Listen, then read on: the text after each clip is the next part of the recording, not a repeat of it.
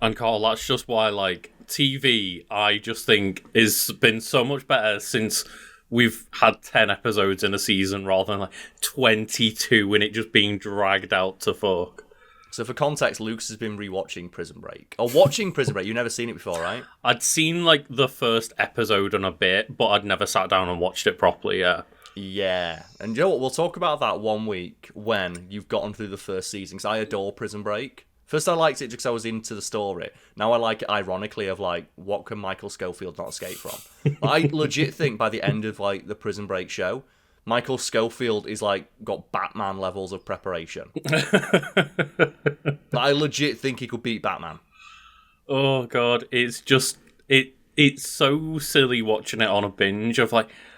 Yeah, I can see how people enjoyed this show, and there are elements that are very good. However, it's just when you're watching it back to back and every episode is like, oh no, they're about to get caught again. And I look on the episode list and there's 15 more episodes. It's like, well. And then you look on the season list and there's 5 seasons in a movie. It's like, well, Michael Scofield's definitely going to get out of this one. Do you know what I call my fish, though? I had a pet fish. If you remember, it was called Michael Scofield. Oh, because they call him Fish in the first few episodes, right? Yeah. He's a prisoner, fresh fish, and I called my pet fish Fish. And someone told me, you can't call your fish Fish. It has to have a name. And I was watching Prison Break at the time, so I went, well, Michael Scofield, there we go. So my pet goldfish was Michael Scofield. Oh, but yes, we will talk about Prison Break when if I end up finishing that first season, because I'm already like, oh, I'm going to just take a break. Like, I was still up, but I just had to stop watching it because I was like, watching these all in a binge is getting infuriating very quickly. Well, see what, if you don't get to the end of it, let me know, and we'll talk about it anyway, and I'll just spoil it all for you, because I don't give a fuck. Yeah. Oh, but anyway, we're not talking about it right now, because we are talking about other things, and I need to finish Prison Break, but this is, of course, the Wiki Weekdays podcast, where we... Both Carl and I forgot that I can't just cut this because we're doing the podcast. I was about to be like, I'll redo that line. I can't. You can redo it if you want. I can, but it'll be stuck in anyway. But this is the Wiki Weekdays podcast where both myself, Lucas Holland, and my co-host, Karl Smallwood. Hello. We both bring a wiki for you to enjoy our discussions of. And Carl we are doing this a little bit out of order and it's all a bit wonky-donkey. So we would have... Pet of the Week normally. However, Pet of the Week this week, because we're recording this out of order in advance because I'm moving houses, like, it's just my dogs, Cade and Oryx, at the moment, because, hey, we want to remind people, Pet of the Week exists, you can be a patron, or bottom tier and join our Discord. Don't call it bottom tier, Cole. That makes it sound bad. Refer to it as like third tier, up or something. The cheapest tier. That also sounds bad. Oh, well, that means that they get things for cheap.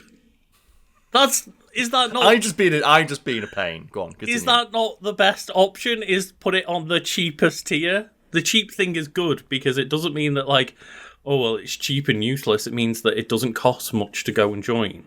It's only $1 a month to go and post Pet of the Week pictures and get your pet potentially on screen. One day we'll go through like the list of words you're not allowed to say. Oh God! On YouTube, and that'll be great. Well, Carl, I swore within the first 30 seconds anyway, so yeah. I think at this point we're already screwed anyway. It doesn't really matter. It reminds me of when I got like a Audible reached out and said, "Hey, we want you to do an Audible plug." And I read through the fine print, which I don't think any YouTuber who's ever accepted an Audible sponsorship has ever actually done. Because one of the things they tell you not to do is say the word book. Because they don't want people to know that you can go get the books for free from your local library. They don't want you to say book in an Audible advert. Yes. But they do realise that the Audible system is based around books, right? Shut up, Lucas. If people know books exist, they can get them for free from their library. But no one uses libraries. People are aware of them. No, they're not. Shut up. And that's like... why I never did an Audible plug on FactFiend, because I read that and I asked them, like, wait, I can't say books, and they said, we don't want to remind people of other products. It's like, it's books! It's the first form of, like, communication man invented. You can't pretend it doesn't exist, Amazon. And, Carl, this may be Yes. something that I have kind of, like, misremembered, so just bear with me. But Okay. do you know what the first novel is meant to have been discovered? Been discovered. I'm assuming it's a Bible, right? It's always the Bible. It's like the Gutenberg Bible. That's no. the first one that was mass-produced, at least. Not as in, like, the first novel. Okay, so like first fictional story. Mm-hmm. The Bible. Hey! Getting edgy. Getting edgy with it. Oh, dear. No, go on. Like Beowulf. No, Grendel. so, the first novel is thought to be The Tale of Genji, written in the 11th century Japan by a woman known to us as Murasaki Shikibu? And, Good old Chicky-Boo. yeah, it's just, as far as we know, The Tales of Genji is just a novel about, like, her cat, essentially. So the first known bit of written literature is fan fiction about someone's pet cat written by a woman. Time truly is a flat circle. Yeah, like, apparently it's just I'm trying to, like, bring it up, but it's always those articles that are trying to stretch one fact into 8,000 words so that you stay on the thing. Just but shut up. That's my whole deal. no, but Don't you mention shorten it. it down into like 500 words. Okay, yeah, I do like, my fact feeding articles are 500 words, but fact feeding videos are half an hour long because Lucas don't let people know what the gimmick is. But yeah, like, it's like the equivalent of recipes, isn't it? Oh yeah, so Well, when they- I first had a Mai Tai, Because it started going into like the proposed life of the author and their daughter and things like this. Is just tell me what the book was. Tell me what the book was. But yeah, tell what the book was, then get into all that. yeah. That's the way you do it. You tell people the facts, and then you get into it. Apparently the first potential, obviously it's just something may have been written earlier that never got discovered, but it's thought that the first novel ever found is an 11th century book in Japan based around someone's cat. Why not? We've spent literally 1,000 years just telling tales of what cats are up to. But yeah. It's like there's that person who put like the GoPro on a cat to see where it went, and just like spent most of its time in the sewer, and it's like, okay. They just crawl through the vents into the sewer, and it's like, okay. I don't need to know that my cat's doing that. I saw a video not long ago, and it was, oh, my dog's going to like a walk today. I'm going to put a GoPro on them to see what the camera sees and see my dog's perspective. And 90% of it just came out as like, oh, my dog's sniffing another ass again. Great. Yeah. Yeah. It just became like a live feed of other dogs' bumholes. Just HD dog asshole right on frame. It's like, oh, I'm going to capture the eyes of my dog and all the cute adventures he gets up to on our walk, and it's just asshole. I still have that one of the things like, this is what my cat sees, and it's just someone stood like this above their cat. It's like, I wonder what I look like from my cat's perspective, and it's just they put the camera down and Just the Attack on Titan music starts playing. Oh, but once again, our gimmicks for this week are ruined because of my potentially messed up schedule at the moment. So we also don't know which wiki won last week because we're doing that podcast in 2 days' time. Let's just say that we both won. We both won. winners. Well done. We both I'll winners. Congratulations. shake hands with you, Carl. Wait, It's the other way. Well played, my friend. Well played. Oh. Dear, So oh I can't dear. believe that you're moving house. I can't believe you have a life. I should also, I need to apologise. You're apologising for having a life and moving. I'm ill. Mm-hmm. And the annoying thing is, I know that mentioning that I'm ill will get people annoyed if, like, well, you don't have a real job anyway. But also, if I don't mention that I'm ill, we might also get people commenting like, Cal sounds weird today. Then I've got to explain that I'm ill while I'm trying to recover from being ill. It's a catch-22, really, isn't it? Yeah, I saw a couple of people comment like, is Lucas moving or something? There's nothing in his background. It's like, well, yeah, more than likely the reasonable explanation is just I'm moving. No, because have you ever seen that legendary video of that guy who's reviewing whiskey on YouTube? And he has like 100 subscribers. And while he's doing an episode, you see his girlfriend moving out in the background. And he doesn't even flinch. No. Just you see his missus just packing up her bags and leaving in the background as he's talking. No. And he's like, I wonder if his refusal to admit like that this is not more important is the fact that he was not even paying attention probably played into that a bit, right? Mm-hmm. That's like a legendary one. Either that, or it was all just faked. It might be, because on the internet, like, there's a 99% chance most things are faked.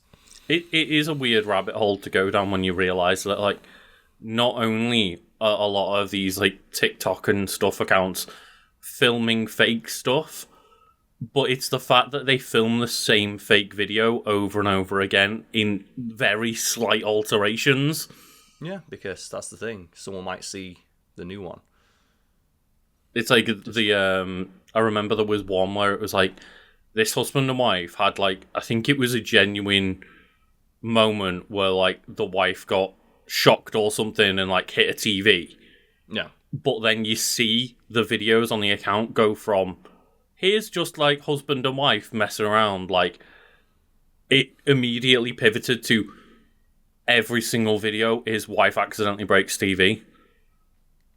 And it's like it was just hundreds of them, and they must just be going to like tips or whatever, or like scrounging Facebook Marketplace and stuff for free TVs that are broken. Yeah. Just so that they can leave the TV off, and like every single video is just her go, oh no, and like hitting a TV and cracking the screen. See, that'd be a good gimmick if they came up with a more convoluted way to break the TV. Every time like, it gets like, another step added. That could work. Of like, because I remember once, and it's like I don't want to hate on the person, but it was a viral TikTok video years ago. Mm-hmm. Where it's like someone just watching or reacting to them putting like the square circle. Do you know like the thing for kids where it's like put square into a square, triangle into a triangle? Mm-hmm. And it's a person like, oh, the triangle, and they put like a circle, but they move it in such a way where you can get the circle through. Is this the one where it's like, oh, it goes in the square hole. It goes in the square hole. But they fit the wrong thing through somehow, and there's someone reacting to it. Mm-hmm. And that went super viral. I'm like, okay, well done you. You did something that went viral, but I remember like that person like would always be on Twitter of every time like name a more historic battle. They'd be like trying to jump on the bandwagon of like with their own screenshot. Mm-hmm. Of that. It's like, I get it, but that was one moment in your life a year ago. So that was a guy I kind of knew. I met him on like a stag do or something years ago. And like he was on an episode of Pointless. Like a daytime TV show. There's like, a new episode every single day. They never do re-airings because it's a game show. He was on one episode like 5 years prior. And the 4 times that I met him, all a year apart, he would always bring that up. And his Facebook profile picture was just like, a crop screenshot of him on Pointless.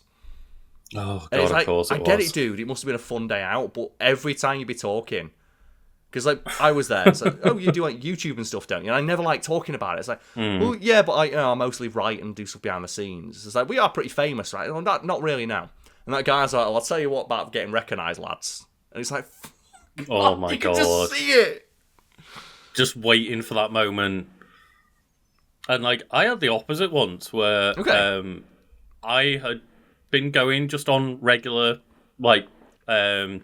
Pub quiz visits, and we just like me and a couple of friends had like one pub quiz that we kept going to, the same like Friday night, just go to the same pub quiz. Yeah. And we'd probably been doing this for months at this point, and the same couple of like friends of friends were there. Yes. Like, and there was a little group of us that we just kept going. And months in, I find out that the person who's really good at doing like the de-scrambling the word part, because they always did that as like a gimmick during the quiz. Yes. I was like, oh, you're really good at this. And then someone just goes, oh yeah, he's really good with words, he won Countdown. I was like, oh shit. And just never spoke about it himself just at all the entire time. Because it's like, it's okay, it was a cool moment, but it was like 5 years ago. It's like we always mention with Shaun of the Dead bit, don't we? Where like Peter Serafinowicz reminisces on, we had some good times though, right, Pete? He's like, yeah, of course. I remember a couple of years back where, we got drunk playing Tekken 2, drinking apple schnapps, and Sean's like, yeah, so that was a decade ago. When's he going home? Yeah. It's that energy, I think right? It's Of like, the kicker is the when's he going home line, which just implies like, yeah, it's basically been the exact same thing for 10 years of like, he never fucking leaves. And just every night, it's like, yeah, you know what? Getting drunk and playing Tekken 2 was pretty fun when we were students. 10 years later, when I've got a job, it's not fun. One of my housemates are still getting drunk and playing Tekken 2. Mm-hmm. But anyway. Yeah, I mean, I don't think there's much else to intro while we're not doing this live or anything. But yeah, just, let us know what your favourite drunk gaming moments are, I guess. Yes. Or like, what's like the least amount of fame you've seen someone cling to for the longest amount of time. And I will clarify as well. Obviously, Carl and I do the same format for the podcast and the Wiki Weekends videos and stuff. Yes. I'm not trying to shame anyone that has a format for content. Oh, absolutely not now. Like, that is perfectly fine. That's what you should trying to be aiming to do, right? Is like, find a format that works for you or is unique to your content and then keep doing that because that's, like, unique to you then. It's like, but the equivalent of what that couple you mentioned would be doing for us would be if we covered the same topic on every single episode. If every single time we made a video, we just talked about, like, the same Marvel character over and over again. Which, in of itself, can work if that is the gimmick. Like, I recall there's a podcast where they watched Grown Ups 2 every week and did an hour-long podcast about it for a year straight. And just the podcast is them slowly descending into madness. But then, even that isn't the same as this, like, couple, for example. It would be doing that, but also having the same conversation. Yeah, because that's nearly every single time. Because that could work, like I said, if like the first one is like, oh, she throws a Switch controller or whatever at the TV. Then the next one, it just shows her like drinking a cup of tea and she falls over and it damages the TV. And you can think like, by the end of it, you'd be doing like Rube Goldberg-esque machinations as like you do like her waking up in the morning, she puts her foot down and it causes like a screw to roll, which knocks over a bog roll, which causes the cat to jump up, which causes the TV to fall out the window. Right? Yeah, exactly. Like, there are ways you could make it work, but... And it wasn't that. It was literally just the same joke over and over again. Literally just every single time it was, woman is doing housework with something like, vacuuming or mopping or something like that near the TV. Husband goes like, and scares her, and then she hits the TV and cracks the screen. And I guess they just never realise that you can click on their profile and say that's all they do, because all they want is that one hit on the algorithm, right? Because there's people who understand how TikTok works. Yeah, because all they're waiting for is that they had that one video that got millions of views. All they need to do is just keep replaying that video, but with it being a new video, quote-unquote, every time. And eventually, people will forget about the first one, and another one will pop up and get another bunch of millions of views. Yeah, it's like, social media, people with like a hit tweet, where just every couple of months they'll retweet it. It's like all those weird, like, just spammy accounts on Facebook and Twitter and stuff where the entire thing is to hope to get a viral tweet so that they can just then sell it onto a crypto business or something like that, yeah. And normally it's them just repeating another viral tweet. Yes. Or just using AI to make shit posts. Yeah. But anyway, speaking of shit posts, Carl. Yes. You need to have brought a wiki for us to talk about this week. I have, and I thought we would talk about the same thing we did last week, right? I mean, I can't remember the exact conversation, but I'll give it a go. We can get as close as possible. We can't, because I was joking, because we're recording this a week in advance. Yeah, I know. But I thought I'm going to bring something, Lucas, right? A film that I guarantee almost nobody at home has watched, but they may be aware of its reputation. Okay, and the name of the film is the punchline to one of my favourite jokes. So, Lucas, how do lions like their steak? Letters in It's Cold Outside? Raw. And that's like a deep ref, so basically we sync up each episode by telling a crap knock-knock joke. Knock-knock? Who's there? Let us who? Let us in, it's cold outside. So people might be going, wait, let us? What's it on about? Yes, this is a film called Raw.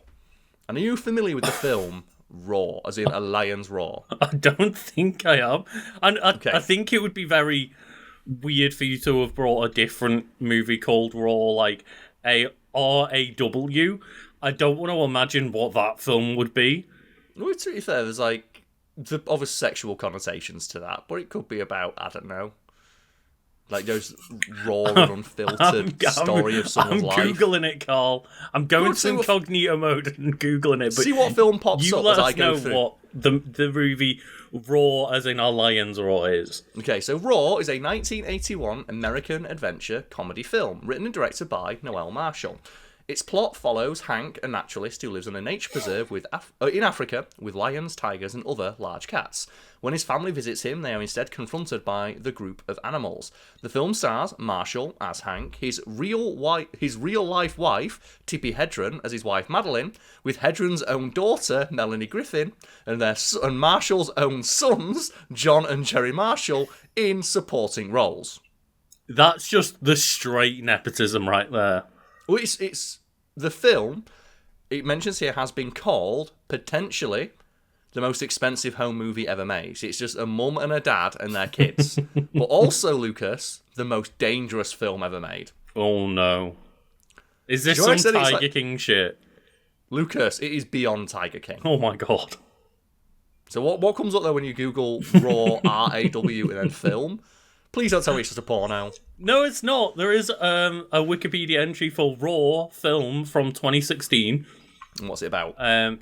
It is a coming-of-age body horror drama film.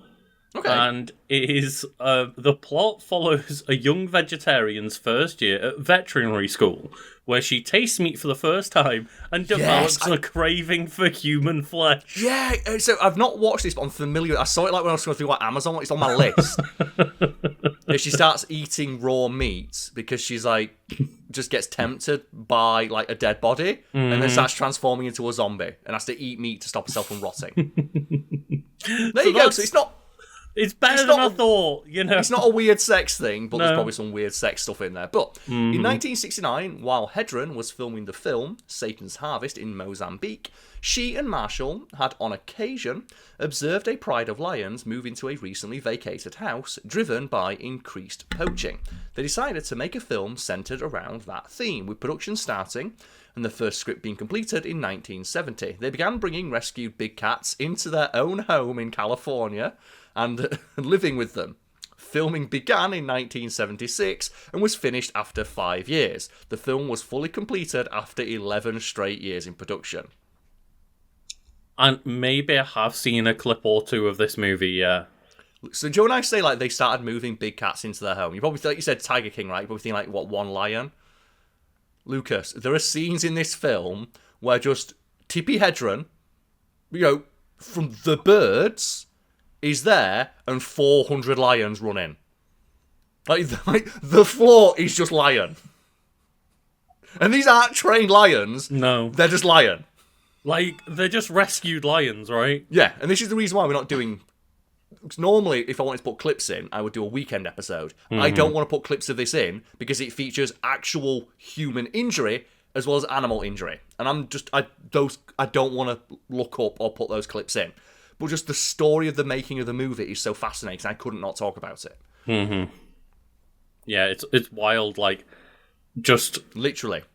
The idea of, this seems fun. Let's just keep putting tigers in our house and see what happens. But now imagine, though, like, you're doing that, and you say, like, Tiger King, and it's at least he's only endangering himself because he's a fucking idiot. Well, I guess the people he works, like, hires as well, you know. Yeah, and do you know what? One day we'll do an episode on Tiger King as well, because that's, like, a fascinating, like, production in of itself as well. But, like, okay, there's some people who work there, but they're, like, they talk about them being, like, the true believers, right? Of, like, these people actually genuinely care for the animals. Like, Noel Marshall and Tippi Hedren just brought the kids in. Just fuck it. Right? Just... did they bring their kids in, or were their kids just in the house? I guess so. And So they're like, Raw, Dad, stop bringing tigers into my bedroom, please. how many fucking lions do you need? Raw was not initially released in North America. Instead, in 1981, Noel and John Marshall released it internationally. It was acquired by Filmway Pictures and Alpha Films. Despite performing well in Germany and Japan, Raw was a complete box office failure, grossing only $2 million against a $17 million budget. During production, the cast and crew members face extremely dangerous situations. 70 people, including all of the film's stars, were injured in attacks from the untrained animals on set. Then you had flooding from a dam destroyed much of the set and equipment, increasing the film's budget. In 1983, Hedren founded the Raw Foundation and established the Shambhala Reserve Sanctuary to house the animals that appeared in the film. Maybe you should have done that first. Yeah. She also wrote a book, The Cats of Shambhala, about the events that took place during its production. And we're not going to go through the plot because it mentions here, the plot has, in addition to almost everything else about the film, has been criticised. So the things that people criticise include its plot, story, inconsistent tone, dialogue, and editing. So we don't want to talk about the plot because there isn't one. I mean, yeah, I was just going to say that how much of a better story and probably, cheaper production would have this been if they were like, hey, we're going to build a sanctuary and we're going to make a documentary about ourselves building a sanctuary for all these big cats we're going to rescue. Yes. That probably would have been better. Mm-hmm. And less dangerous, because that way you'd have to do stunts. But they want it's a comedy film. There's nothing more comedic, right, than just a lion biting your child's head off. Just... I'm so confused. So tell us about the plot, because it's getting crazier and crazier that they're adding actual stunts and shit with just these random wild beasts. Okay, so the basic overview of the plot is American naturalist Hank, played by Noel Marshall, the writer-director, lives on a nature preserve in Tanzania with a collection of big cats to study their behaviour. Although he is due to pick up his wife Madeline, played by Hedren, and their children John, Terry, and Melanie, played by their kids. Mm-hmm. From the airport to bring them into the home, he's delayed by his friend, Mativo, played by Chialo Mativo. So all the characters in the film is named after the actors. Yeah. Warning him that a committee is coming to review his grant. As he shows Mativo around the ranch and the rest of the preserve, while they wait, Hank explains the nature of the lion pride and their fear of Togar, a rogue lion who often quarrels with the pride's leader. Hank asks Mativo to help keep the pride safe. And basically it's your classic comedy premise of oh no, the people are coming to review the situation and shenanigans happen. Mm-hmm. That classic comedy thing of oh no, my boss is coming to dinner, but I've got my shit-ass kids are just causing havoc. Only it turns out the havoc is 1 billion lions. Oh god. And you have the rogue lion who's the villain of the movie.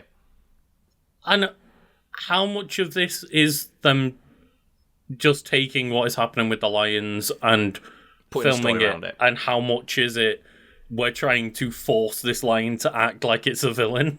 Well, we'll find out when we get to production, but first we've got to talk about the cast. So, Tippi Hedren plays Madeline, Hank's wife who leads the family from Chicago to Hank's preserve.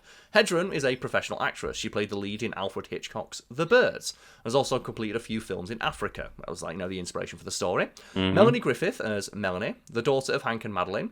Griffith's promising career appearing in the films Night Moves and The Drowning Pool, all made in 1975, warranted her inclusion from Marshall and Hedren in the film. The fact she was related to them probably also helped. She left the film after a fight between two lions, saying that she did not want to, and I quote, come out of this with half a face. Yeah, that's valid. She was later replaced by her friend, who didn't mind. Very, very valid to just not want to get killed by these lions. By a lion. Noel Marshall as Hank, a naturalist who lives alongside numerous animals in Africa. Despite his lack of experience with writing and acting, Marshall, in addition to producing, directing and financing the film, had lived with big cats for years and understood their behaviour. In Hedren's opinion, he had developed a relationship with the animals and displayed the much-needed confidence and bravery when handling them, making him the best and only plausible choice to play Hank. The fact he wrote and directed the movie probably helped as well. And pure ego. Paid for it as well, right? Well, it's the thing they talk about in Tiger King, isn't it? Of why are so many fucking weirdos obsessed with owning a lion or a tiger or a jaguar or a puma? Mm-hmm. It's well, they're these huge, big, powerful animals that have historically been associated with being the kings of the jungle. Mm-hmm. So you having dominance over this animal is a huge boon to your very obviously fragile masculinity. And it's always really unsettling when you see clips and documentaries and stuff where it is people who hang out with big cats, and they're like, Yep. oh, haha, they're just being playful, and the playfulness, quote unquote, is like them just clawing at their arms and shit, and it's at any moment you could just be killed by this thing. What's the thing I always like Tiger King? I did rewatch it like about a year after it came out, and just the thing that strikes me is just that moment where they talk about how these guys, it's like a sex thing for them. Right. Of like that, it gives them like not sexual gratification per se, but it does make them feel powerful, which does give them. There's like the guy who's not Joe Exotic, the other weird dude who had like the harem of women. Yeah. Who he just lured into his house, being like, it's basically one step above using puppies to lure people into the back of a van. Of like, he brings back pretty like, all much the what women. he was doing, right? Is like, hey, come and look after my tiger cubs. Yeah.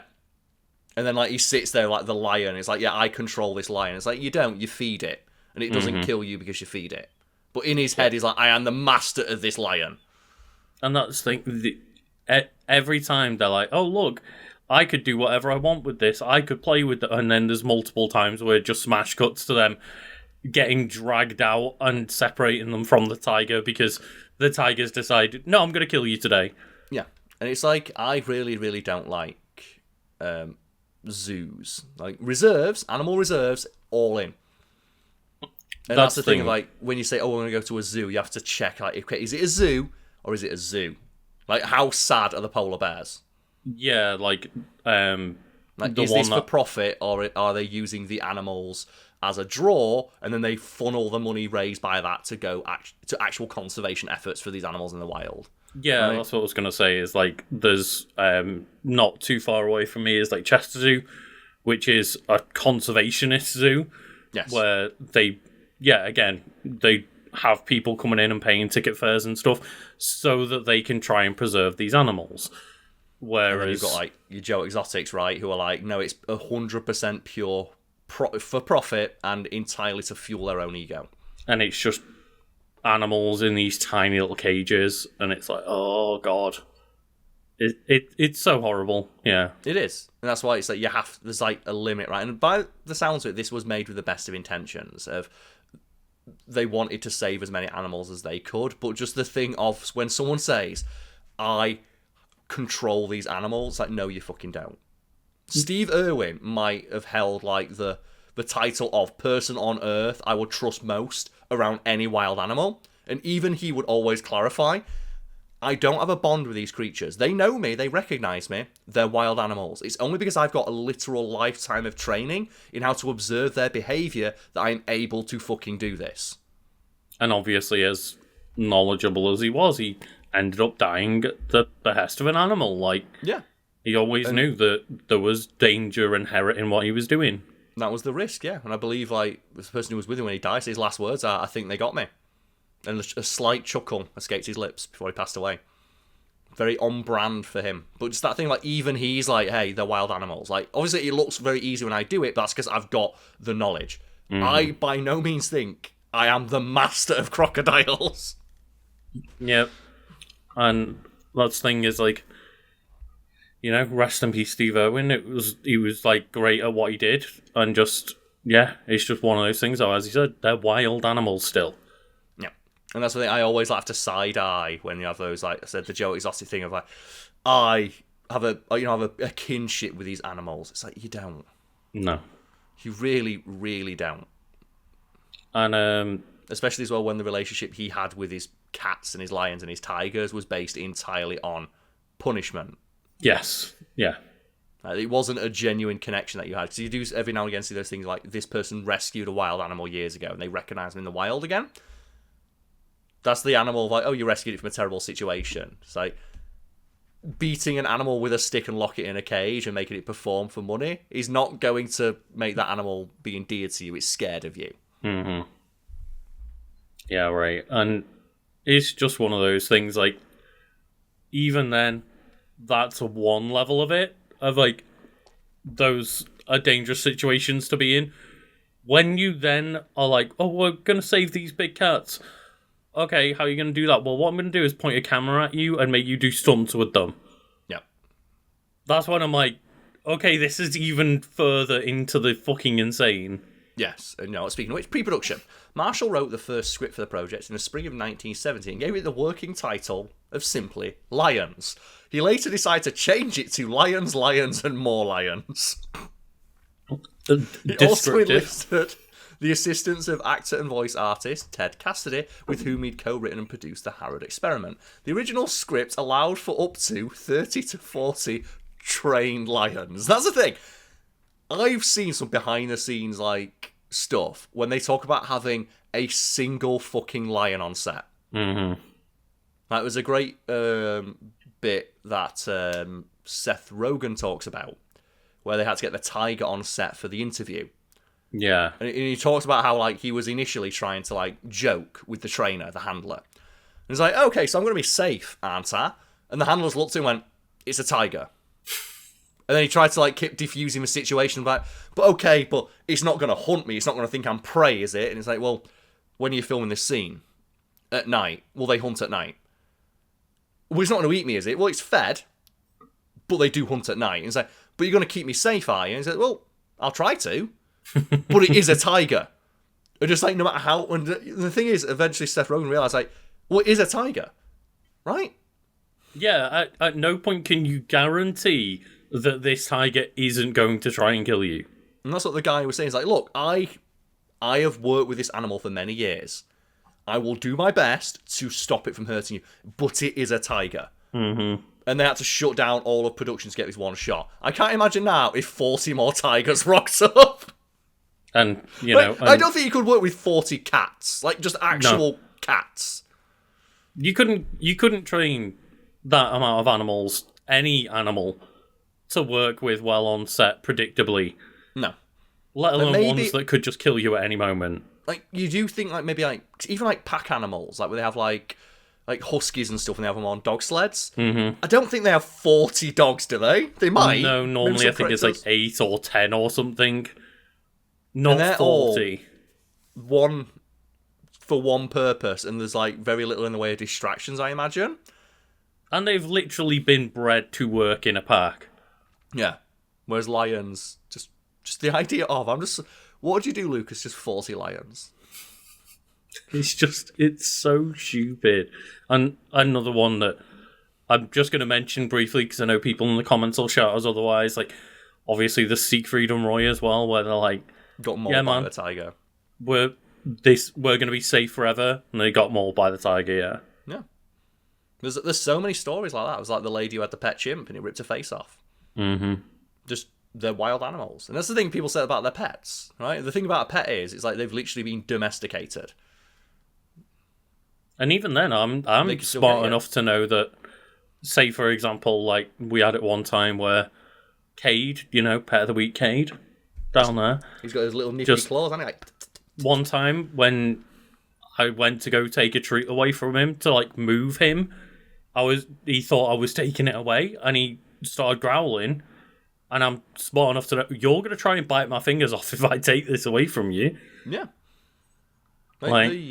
The example I use is horses. I can't think of an animal that has been more thoroughly domesticated than the horse.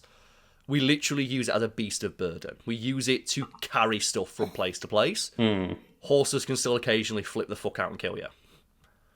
Well, and even if they don't mean to, they're just big.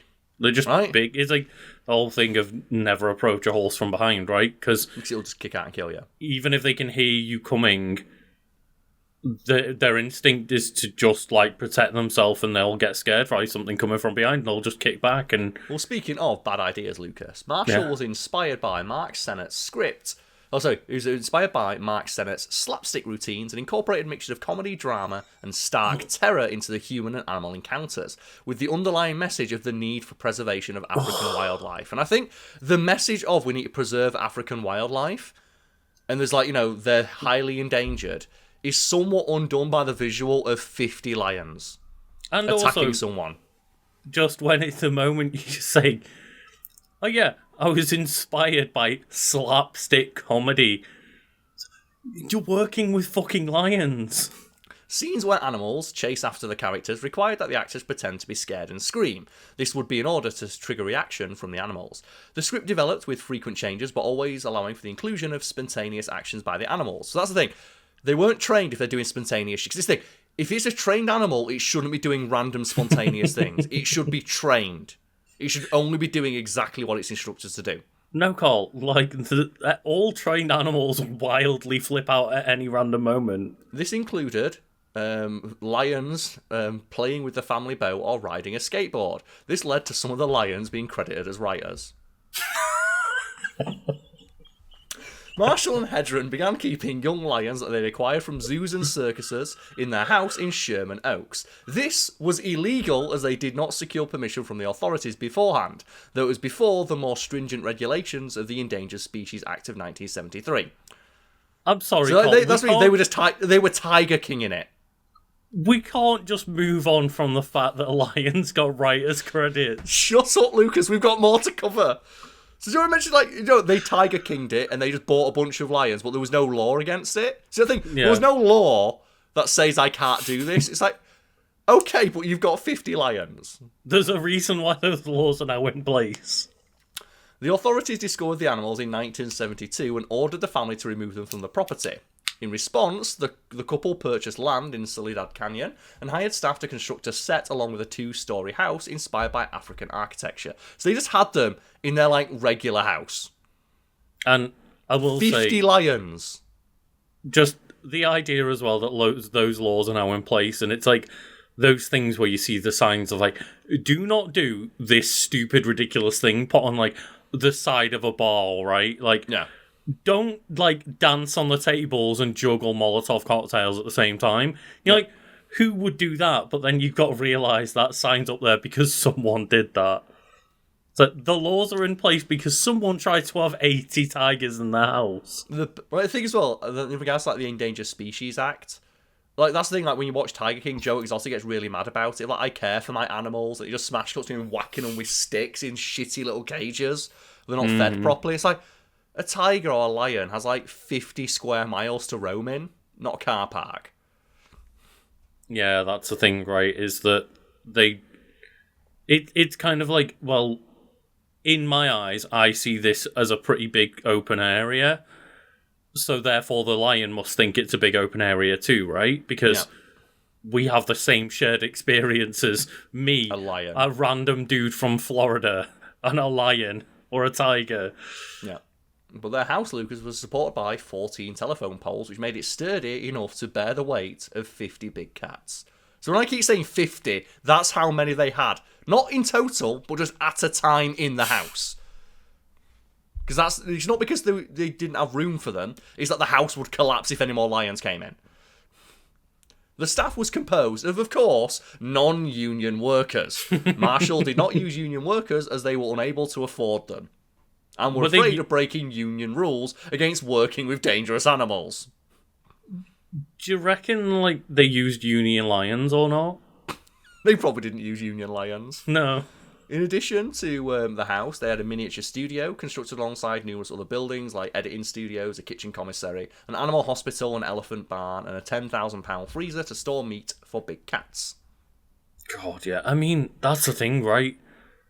How much of the budget goes towards just the maintenance of these lions? Which is the other thing, right? I'm going to keep mentioning Tiger King because it's just so fucking depressing. Where it's where'd you get the meat to feed the lions from? And he's like, I get bologna from Walmart that's gone out of date.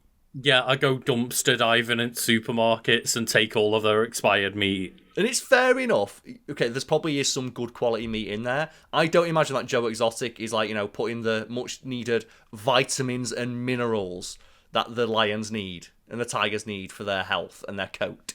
Well, right? They are putting, sedentary drugs in there, though. So, you know. The Rohypnol tigers. Yeah, that's fine, after right? Marshall took in 2 infant Siberian tigers and an African bull elephant. Why not? At that point, why not have an elephant? He decided to revise the film's script and include many different animals and change the formerly lion-centric title which was literally, remember, lions, lions, and more lions, to roar. Another addition to the script involved Timbo, the elephant, crushing the family's rowboat, inspired by seeing the elephant destroy a metal camper shell. The family would eventually accumulate, by 1979, 71 lions, 26 tigers, a tigon, that's a cross between a tiger and a lion, 9 black panthers, 10 cougars, 2 jaguars, 4 leopards, 2 elephants, 6 black swans, 4 Canada geese, 4 cranes, 2 peacocks, 7 flamingos, and a stork. Where did the birds come into play? The only animal they turned down was a hippopotamus. Oh, of course, that would be taking it too far. Well, a hippopotamus is the single most dangerous animal in Africa. Oh, yeah, but, like, I'm sure one hippo wouldn't add that much more danger than 120 big cats. Yeah. It's just the thing, though, right? When you're just looking at, the pile of 100 lions, and someone comes up and goes, do you want a hippo? I'm like, that'd be too much. It's like, you've got 100 lions! And do you reckon, Carl, the elephant got a writer's credit too? I don't know.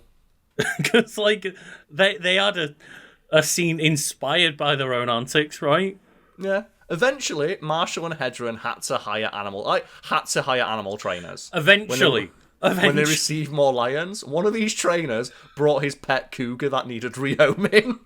Fuck's sake. I imagine he just brings it in and puts it on a pile of other cougars. Yeah, at that point, you could sneak one in, they wouldn't even notice.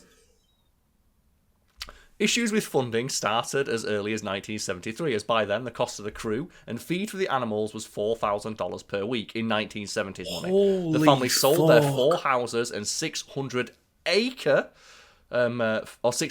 of land near Magic Mountain to pay debts. Why not move to the 600 acres? Why not go to this huge big swath of land that you own and let the animals live there instead of in your house? Carl. Just say, if I went to someone's house and they had 120 beagles, I would be like, that's too many beagles. You can't possibly look after 120 beagles. Right? Any pet. Counterpoint though, Carl. Yeah. If you call up a moving company and you go, we need to move 150 lions and 2 elephants. I just need you to move 2 elephants, 50 exotic birds, and 150 big cats across the country for me. No, what you do is they used to do like the cattle calls like back in the day, like cowboys, like they'd like get the cattle and they go, "Wah, yeah!" Do that with the lions. Yeah, because I'm sure herding lions is going to go great. Lucas, do you remember a few years ago in the UK where that dickhead who owned like 40 lions, just like his house burned down and all the lions got out? Wait, what? Do you remember that in the UK where all the lions got out? No. And they didn't know where they went, and then the British government's like, this is why we don't let people have giant animals, because the people who can afford to have them are smart enough to realize they don't need them, and the fucking idiots like Joe Exotic who think they can control them, let them get out 40 seconds later. I do not remember Lion Man. The Marshalls also sold some possessions, including Hedren's fur coat given to her by Alfred Hitchcock. Also, I imagine you're walking around as 150 fucking lions and you're wearing a big fur coat. So they must look at that and go, yum. Yeah. Like, just paint a fucking target on your back. You might as well just like put like fucking free lunch on your head. Fortunately, Jesus. Marshall had been an executive producer of The Exorcist and was able to use the proceeds from that film to partially fund production. However, they had to eventually fire some of their staff, resulting in, like, for example, Marshall's brother John becoming an animal wrangler, set mechanic, boom operator, and camera operator. He also undertook veterinary work, such as giving vaccines and drawing blood from the animals, a job he was not qualified for. I was about to say, it doesn't sound like this guy's a vet. And do you know what, Lucas? This is how you know as well. Like, best of intent, like, they say like the road to hell is paved with good intentions. Due to the conditions on set, some 14 lions and tigers died as a direct result of various airborne illnesses. It's almost like, do you want to say like lions need like 50 miles to roam? Mm-hmm. You don't just cram them all into a big house together. And that's the thing, we're obviously making light of this like bad situation here for the sake of a comedy podcast. But we are very aware that this whole operation is entirely fucked and shouldn't have happened. Yes, it's more just it's so ridiculous that at no point did Marshall ever realise maybe you're not as good as you think you are. Maybe this might be a bad idea. Just maybe. It's like, maybe what you should do is take all this money and just build better facilities for your animals. And that's the thing, right, is And then what you do is then you charge people to come in, but observe the animals from a respectful distance away, and you call yourself a fucking zoo or animal preserve. Mm-hmm. And, like, this what I mean is just, I don't know why it wasn't, let's take all this money that we have, and if we are genuinely concerned about these big cats, make a sanctuary, and if you really want to film it, just make a documentary about the process. Well, speaking of which, filming. Filming the big cats was both difficult and frustrating. Cinematographer Jandy Bonds often spent hours setting up cameras, waiting for the cats to do something that could be included in the film, which they often didn't, because they're cats. It's going to lounge around, not really doing much. Mm-hmm. This eventually led to Marshall and the crew recording footage in a documentary style. Maybe they should have kept going with that idea. Yeah. One scene where Marshall and Motivo drive a Chevrolet containing 2 tigers took 7 weeks to complete because Glassy and Miller had to train the animals to ride in a car. Marshall often refused to stop filming because he did not want to lose a take. Which is also a great thing when you're working with wild animals that might, flip the fuck out and injure someone. Looking over and seeing your own dad go, but we got to get a good take though. Yeah, just keep it rolling, keep it rolling. It's mauling me, Dad, keep it rolling. Yep. The opening footage of Marshall racing a giraffe on a motorcycle was filmed in Kenya, with the location acknowledged in the credits. One session involved a leopard licking Hedron's face, which had been coated in honey. It sounds like this person had a death wish. Do you know what it is? It's literally that joke from Family Guy of fast animals, slow children. Where it's the little fat kid walking through the jungle, and it cuts to the footage of the leopard running at 1,000 miles an hour, and he starts spilling honey mustard glaze on himself. Hedron considered this to be the most dangerous shot in the film, as even though the animal handlers were 8 feet away, they would have not been able to stop the cats from biting her, which might have happened when she literally glazed herself. She was seasoning herself. Dear fucking God. In the scenes where big cats are shot and killed by hunters, the effect was achieved by filming the animals where they were being tranquilized for their annual blood draw. So at least they were, that's a clever way of getting around that, right? It's like, oh no, the animal's shot, look at it go down. It's like, oh, it's been tranquilized for a reason that's altogether positive for the animal. Because we're going to draw its blood and make sure it's healthy, even though 14 of them died because they didn't look after them properly. Because they had their dipshit brother being the vet instead of a vet. Yeah, but vets are expensive, Carl. Now, do you know what's cheap? Lions. And entire production crews. Yeah, that's the thing. Imagine if they just put some of that money into, a vet. So that's the thing, especially as well when it's the whole thing was, we want to raise awareness and protect the animals, and 14 of them fucking died. Yeah. Which, again, it calls into question how committed they really were to it. It's like, are you committed to the film? Which, it's probably it's a bit of an ego thing, right? Of at any point you could have said no, chalked it up to experience and put the money back into, the actual project. Go back to Steve Irwin. I do not think you've got the big cat's best interest in mind when you are all the crew's best in mind either. When you are literally pouring honey on someone's face and letting the cat eat it. Yeah, I'm reminded of as an interview went viral a couple of days ago with Steve Irwin. It goes viral every now and again because it's someone asking Steve Irwin of okay, how much money do you have? And he's like, well, I live in a nice-ish house with my wife and my kids, but I funnel every penny I have back into conservation efforts. That's what I was put on this earth to do. And the entire time, you just see his wife looking at him with, just absolute adoration in her eyes. Because, he's so 100% committed to the animals. Because he's just you know what? I got enough money to make us have a comfortable life. Yep. And then I'm just, from that point onwards, everything else just goes towards making sure that I look after these animals. And he talks about it I owe it to my children so they can live it, they can see these animals in the wild, they can swim in clear seas. And you see his wife just I want to give him another kid after this. I don't think you could say the same thing if Steve Irwin was just riding on a tidal wave of lions. As rad as that would look. Oh God. And that's the thing, right? We're not making it out that Steve Irwin was completely broke. No, he both provided for himself and his family, and then decided, I have enough money now. Yeah, he just got to a point where that's enough. Like, he did like a few movie appearances, his television appearances. Like, he would always be paid, to my knowledge, scale, and then the rest would be donated to either his charity or another charity. To this day, like, you know, Australia Zoo continues to, like, you know, put majority of its profits directly back into conservation of Australia's wildlife. Like, he, to the point where his own family turned down a state funeral for Steve Irwin. Partly because Steve Irwin wanted to be remembered as, to quote his dad, an ordinary bloke, and also because a giant, big, you know, procession of cars would cause unnecessary pollution and would, you know, disturb animals, which would be kind of against Steve Irwin's thing. So he instead asked the government to, like, you know, just donate money to a charity and, like, you know, maybe work on some of that legislation to protect the wildlife. Yeah. Again, they didn't get 50 fucking lions and start smearing honey on his children's faces. He should have done that. Should have. Just, you know, for the views. But, I mean, like, I just kind of wish more people had that mentality, right? Of we talk all the time of just, at a certain point, you should have X amount of money and you just get, like, a certificate that's like, well done, you did it. Yeah, you get no more money now. Was like, yeah, you get to $1 billion and they just say, congratulations, you won capitalism. Every dollar you earn now will go to building hospitals with your name on it. Yeah.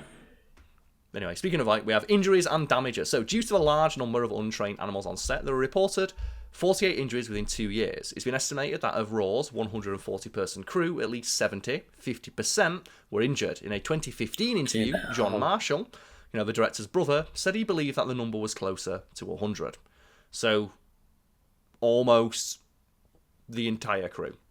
I mean, at least they're being honest about it there. Like, they're not trying to, you know, cover it up or anything, but when you've got, an injury rate of 75% of your crew.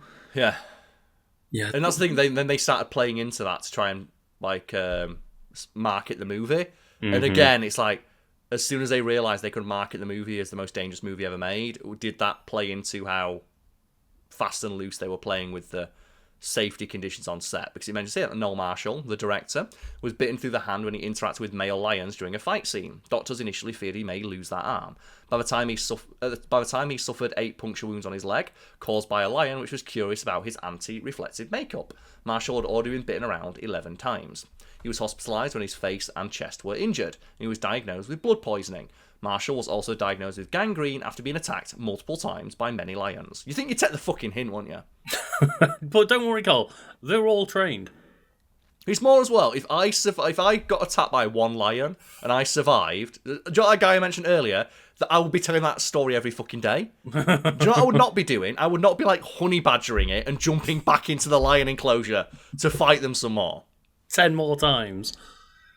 Oh, God. But, like, I have to ask the question of, like, okay, is there been interviews now? I mean, regardless of monetarily, because obviously it bombed, but, like, just the question of, like, was it worth it? Like, were all of those injuries and all the people that you put at risk, was it worth it? Well, they said, like, Tippi Hedren did manage to get the Raw Foundation.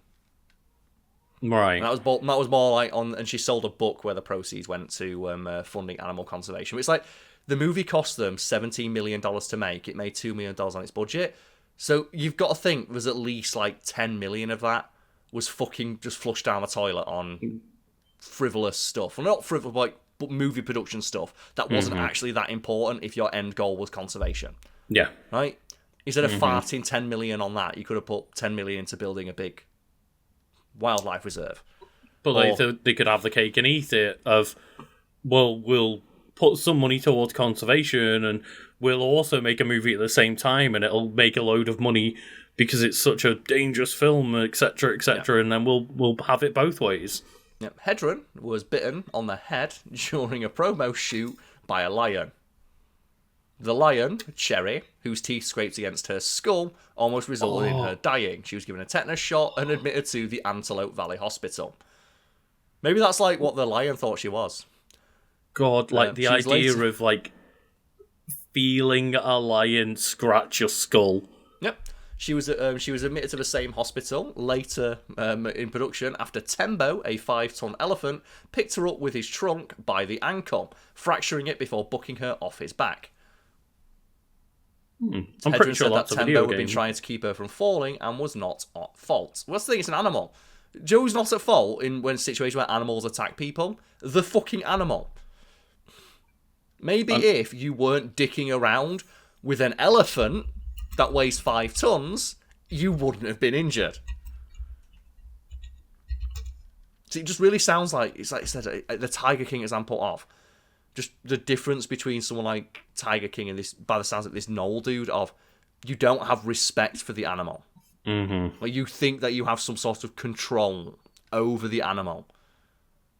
And despite being injured multiple fucking times, do not get the hint that you can't control these things. Leave them alone. Yeah. Hedron was left with phlebitis and gangrene in addition to a fractured hand and abrasions on her leg. Several days earlier, Tembo the elephant had bucked his trainer into a tree and broken her shoulder. Again, take the fucking hint. I'm surprised there weren't more deaths on set. There was not a single death. Not a single one, fucking hell. Yeah, like, they got lucky from the sounds of it. Hedron was also scratched on the arm by a leopard and bitten on the chest by a cougar. Griffith received 50 sutures after being attacked by a lioness. It was feared that she would lose an eye, but she eventually recovered without being disfigured, although she did require facial reconstructive surgery. A lion jumped on John Marshall and began to bite the back of his head, and it took 6 men to separate the lion from him, eventually requiring 56 sutures. John Marshall was bitten in the thigh by a lion when he was in a cage on set. He was in a hospital alongside Hedron for a month. And you know the entire time they're like, can't wait to give that lion what for? Like, why are you in a cage with the lion? That's where the lion lives. Like, that was my thought process. Was he in the cage with the lion, or did he have a caged lion that managed to grab him? I don't know. Either way, what the fuck are you doing? Yeah. Most members of the crew were injured in some way, including the aforementioned cinematographer, DeBont, who was scalped by the lion that attacked Hedron during a promo shoot, Cherries, while filming under a tarpaulin. He received 220 sutures, but resumed his duties after recovering. Togar, one of the lead lions, bit assistant director Doran Kapoor on the throat and on the jaw and tried to pull off one of his ears. And do you know what happened? The director unintentionally cued an attack. So he accidentally instructed the one trained lion they had to attack him. And at that point, quit. Yeah, stop. If you have, okay, I know the special signal that makes the lions attack. Oh, what is it? Oh, it's this. And then the lion leaps on him and starts ripping his face off. I'd be like, I'm not filming this anymore. Mm-hmm. Like, I'm so baffled as to how everyone stuck with this production and didn't just leave. I feel it's like the Joe Exotic thing. Yeah. Like they were just true believers in the message. The message of we're all gonna get killed. Yep, it's pipes and berms from the Aliso Canyon became flooded with water and burst in 1978 after a night of heavy rain. Both were pointed towards the Marshall property to redirect water from the Southern Pacific Railroad tracks. The property was destroyed by a 10-foot flood, from which 4 sound crew members had to be rescued.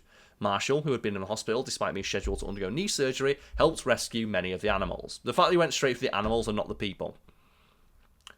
15 lions and tigers later escaped from the set after fences and cages collapsed. The local sheriff and law enforcement killed 3 lions, including Robbie, the lead lion. And like, I get it. Wasn't it? It's a wild animal. It's like it's like the Harambe thing, isn't it? Like, you feel really bad. It's like we feel real fucking bad that we had to shoot this animal, but it posed a risk to people. If there is a lion outbroke, like, in the middle of town or whatever, potentially attacking people, like, yeah, that shit's gonna happen, right? And I believe, like, it's the thing of, like, and as well, keep in mind, local sheriffs don't have access to tranquilizer guns. Mm-hmm. They've got access, like, their only option is we need to stop the animal, because if it runs away and escapes, it could go in someone's back garden. There might be someone back there with their kids. There might be someone, they might run into an open house. And that's the thing, even if they did have tranquilizers, they'd presumably be human-sized tranquilizers. Yep. It would be on animal control to have some kind of tranquilizer that's befitting for a lion. It mentions here that most of the set, ranch, and editing equipment were destroyed. Over $3 million in damages was caused, though the negatives had already been sent to be edited by a Hollywood studio. Many friends and strangers offered to help the marshals and their crew, including the Southern Pacific Railroad office, who offered to send railway cars as temporary housing for the animals. They were probably like, yeah, like, we redirected the dam to point at your house instead of our railway tracks. We probably owe you something, right? Yeah. Oh, God. Yeah. Yeah. It's a rough one. God. I don't know how you even get away with all of this even occurring.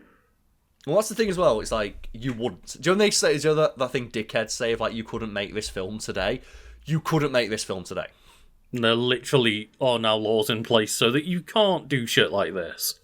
And then we have here Legacy Lucas. So, after its release, Raw's financial failure hindered the intended plan to fund the animal's retirement. Marshall and Hedren had, for some reason, grown distant by the time production had completed. I wonder if the fact he got her attacked by lions 9 separate times. Yeah. They divorced in 1982. Hedren later founded the Raw Foundation and, as mentioned, established the Shambhala Wildlife Preserve in the Soledad Canyon. So he did fuck all in the end.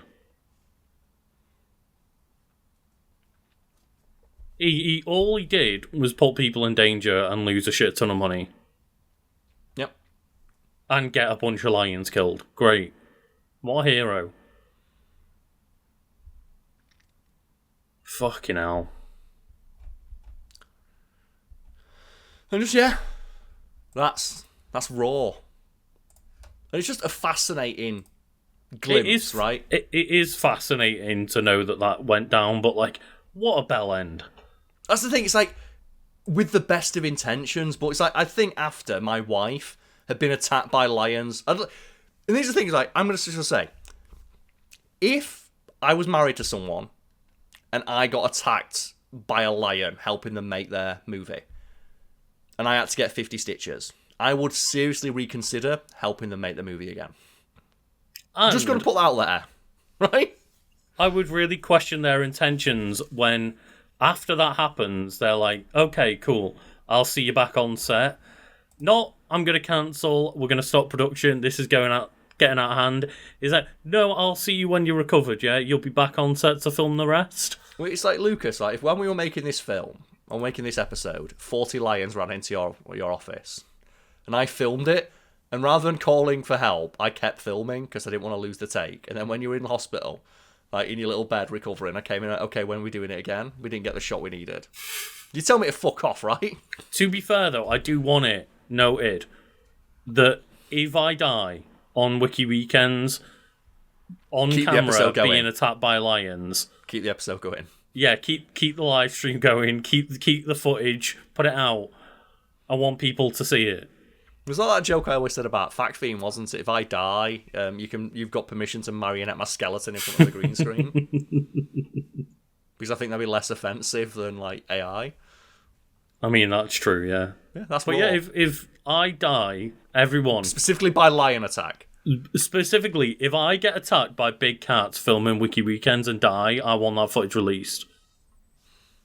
You're all my witness. It's written into my will, Carl.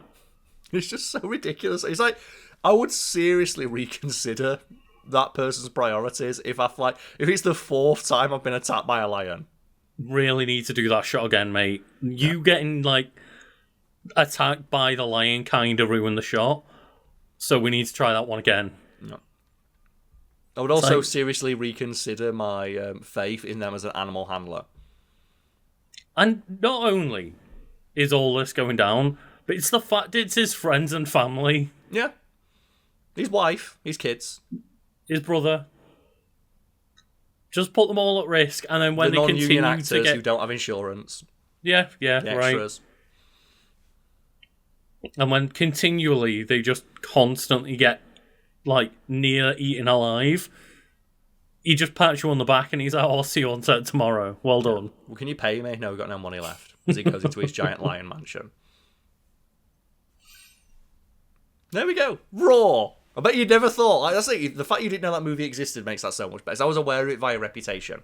Mm-hmm. And I thought, for Halloween, let's pick something scary. Something spooky. Oh, it's Halloween month at least. It is spooky season, but like, I don't think you realise what spooky season means, Carl.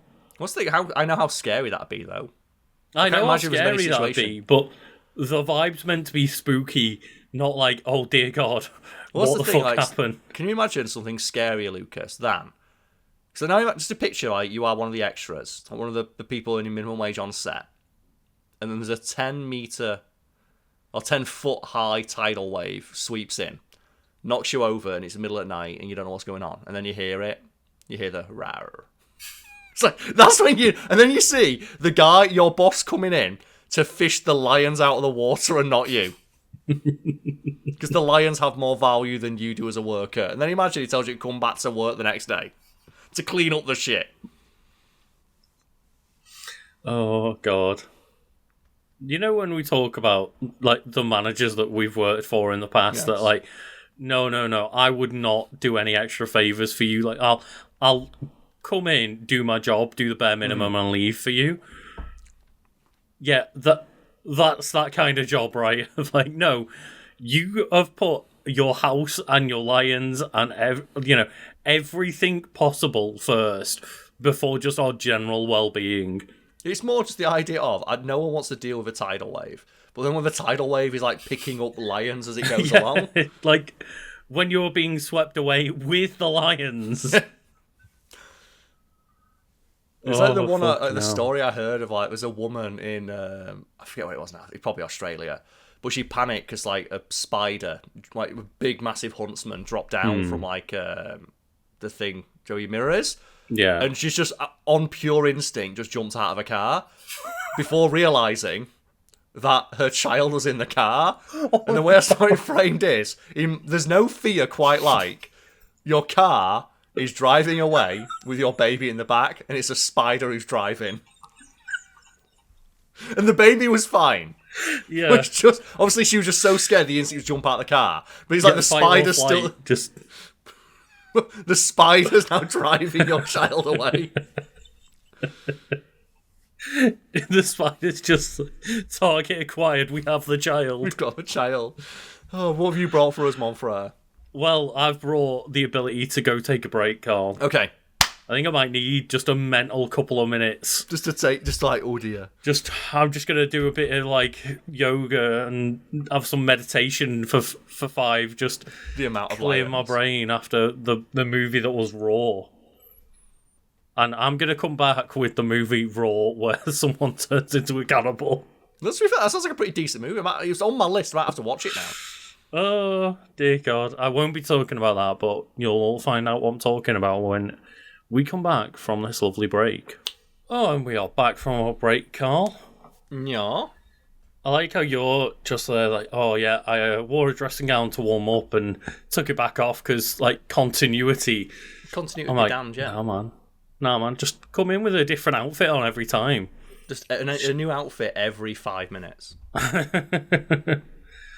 Oh, before we move on to my wiki, Carl, have you got anything to talk about for housekeeping? Not particularly, no. Just, hey, cheers to tuning in and just go check out Fact Fiend. It's back and it's good. Because I'm going to wait till you get back. So that's when you're back on your shit proper. That's when we can start, like, promoting stuff, right? I mean, that's true, yeah. At the moment, I am now, like, taking a bit of a break from streaming and stuff like that. Like, just not doing my gaming streams on the side at the moment, just because then I can try and get ahead on Wiki Weekends edits and doing things like recording this podcast and stuff, so that I'm all nice and prepared, and hopefully we won't lose any, upload schedule and stuff on Wiki Weekends while I'm moving and maybe not have internet and stuff like that, all that jazz. So yeah, just it's one of those things of, it's great because I won't need to do work for a little bit, right? But then I'll also need to do the work ahead of time to be able to take the time off to do things. So we mentioned this at the start of, it's difficult to complain. I'm ill, I'm drinking Lemsip right now. It's difficult to complain about being ill when you're a content creator, because people are like, oh, it's not a real job. It's like, I know it's not a real job. it's worse than a real job, because at least in a real job, at least in the UK, if I called in sick, I'd still get paid. Mm-hmm. And it's like, oh, if you want to take a holiday in a real job, you'd be able to take time off. And when you come back, you'd hope that your co-workers will have done your work for you, right? Usually they get someone to cover for you. There's nothing to do that. So you're taking like a week off to move. You have to get a week ahead. It just means you do twice as much work prior to and after the holiday or the time off. Which, it's fine. It's the job that we chose. It's the industry we decided to work in. But still, it's an aspect of content production that often gets overlooked, because the vast majority of the time we spend working on this channel is time not spent on camera. Like after this, me and you have got to have like a meeting. We'll probably spend like an hour figuring out our schedules for like the rest of the day. Then I've got editing to do tomorrow and writing, answering emails, scripting. That's the thing, right? Is like, say for example, every video we take anywhere between half an hour and an hour to record one video for Wiki Weekends. Yep. Then that takes a few hours to edit. Maybe, depending on how many clips you put in and how hard they are to find and stuff. Yep. Like, it might be anywhere from, like, a couple of hours to, like, 4, 5, 6 hours. Depends. Just some days are quicker than others, but then you've got to, like, make sure you're there to, like, leave the export on in the background, leave the upload on in the background, then sort out the video when it's uploaded, all that jazz. Make sure there's no copyright claims on it. Is it that 1 hour of the easy part of recording the video is, that's not the most of the time that we spend on it. Hence why we do the podcasts, to try and have an easier way to give a bit of extra content. Yeah, and to be clear as well, we're not saying any of this stuff is particularly difficult. No. Like with many jobs, the amount of years we've been doing it, it feels like a fairly simple job. But I think it's like there's a Dan Olsen quote about it it doesn't matter how half you ask something. There's there's grunt work that needs to be done. You can't half ask something to make it happen faster. You just have to do it. And that includes stuff like editing. It's like, there's no way to half-ass your editing. It doesn't matter how lazy you are with it, it still takes time. There's still just a physical amount of just mechanical effort that needs to be put in. Yes. And there's no way to really circumvent that besides just getting it fucking done.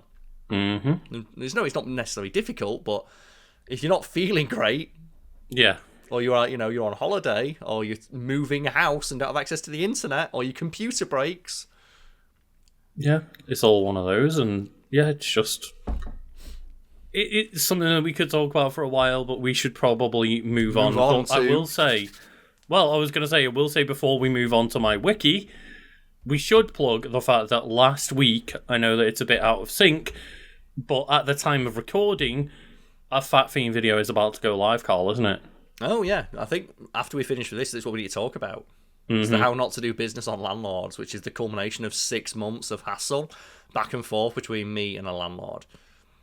So I know that you've been like talking about your struggles and stuff on social media over the time, and people have been asking for that video to be made for quite a while. So I thought I'd give it that extra plug. Go watch it over on Fat Fiend. But yeah, that video is live now, and I'm not going to spoil it because people have been asking. They've been doing that thing where they want to ruin it for themselves. Ooh, can you tell me how it ends? It's like, why would I do that? Then you won't watch the video.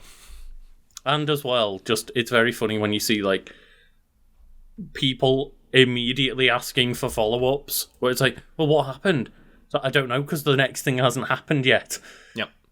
Like, people do it all the time. You see every comment section on every video where it's like, oh, this silly thing happened, and you know what? I'm going to strike back, and I've, like, sent them a response or whatever, and every single comment is like, where's the next part? It's like, there isn't a next part yet, because there's been no follow-up yet. We say that Dan Olsen quote, it doesn't matter how half you ask something, there's just stuff that needs to happen, and that stuff takes time.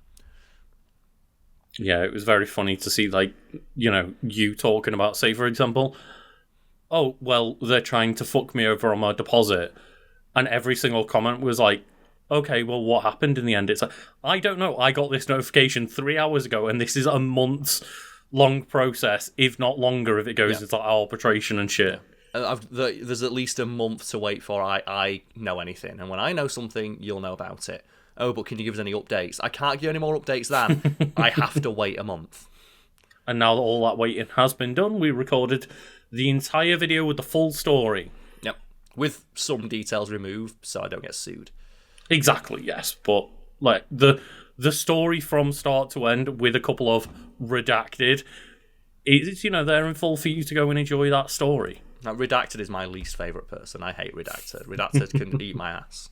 But you know what we are allowed to say? Landlords can eat my ass. Landlords can fuck all the way off.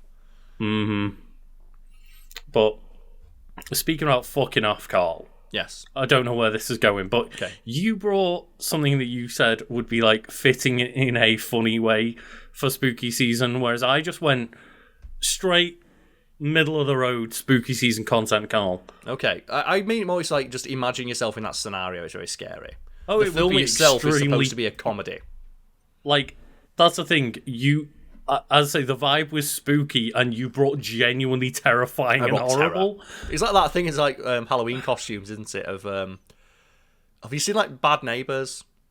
I have not. No. The Zac Efron movie where they're going to like a costume party, and one of the guys dresses like a clown. It's like people love clowns, but he's dressed like a fucking murder clown. And he's like, you took this way too seriously. Or in Mean Girls, where they have like the Halloween, all the girls are just wearing like bunny ears and a bikini. Well, it's the joke in The Office, isn't it? Where no one dresses up. No, I was gonna say the one where I can't remember the receptionist's name now. Pam. But the second one, Erin. Erin.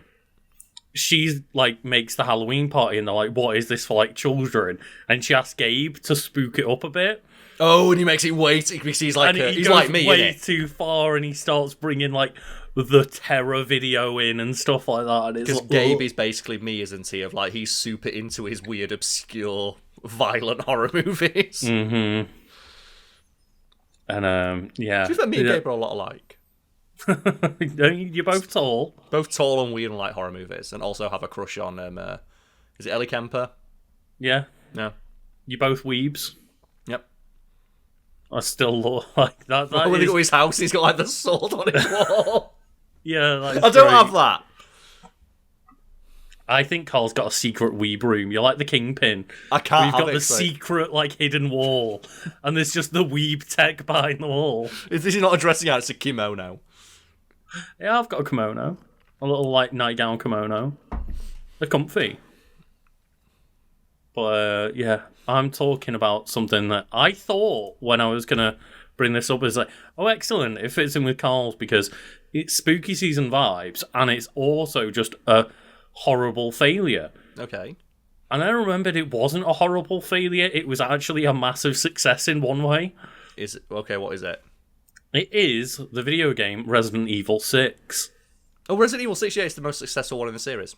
And that's like the most depressing part. They made more money every time, yeah. Cause it's like, it's the worst and best Resident Evil has ever done, because sales-wise, it actually, I forgot, it sold more than anything in the series so far. People always forget, yeah, because the game became a joke among fans of the genre and the series, but it sold the most. It's like people always say Resident Evil 5 was worse than Resident Evil 4, but it sold more. Mm-hmm. Like Fast and Furious movies, the stupider they got, the more they sold. And this was, though, like such a poor game in terms of its reception that it essentially made Capcom reboot the entire franchise because the reputation of the series was so heavily damaged by Resident Evil 6. Even though it made a shit ton of money in sales. Mm-hmm.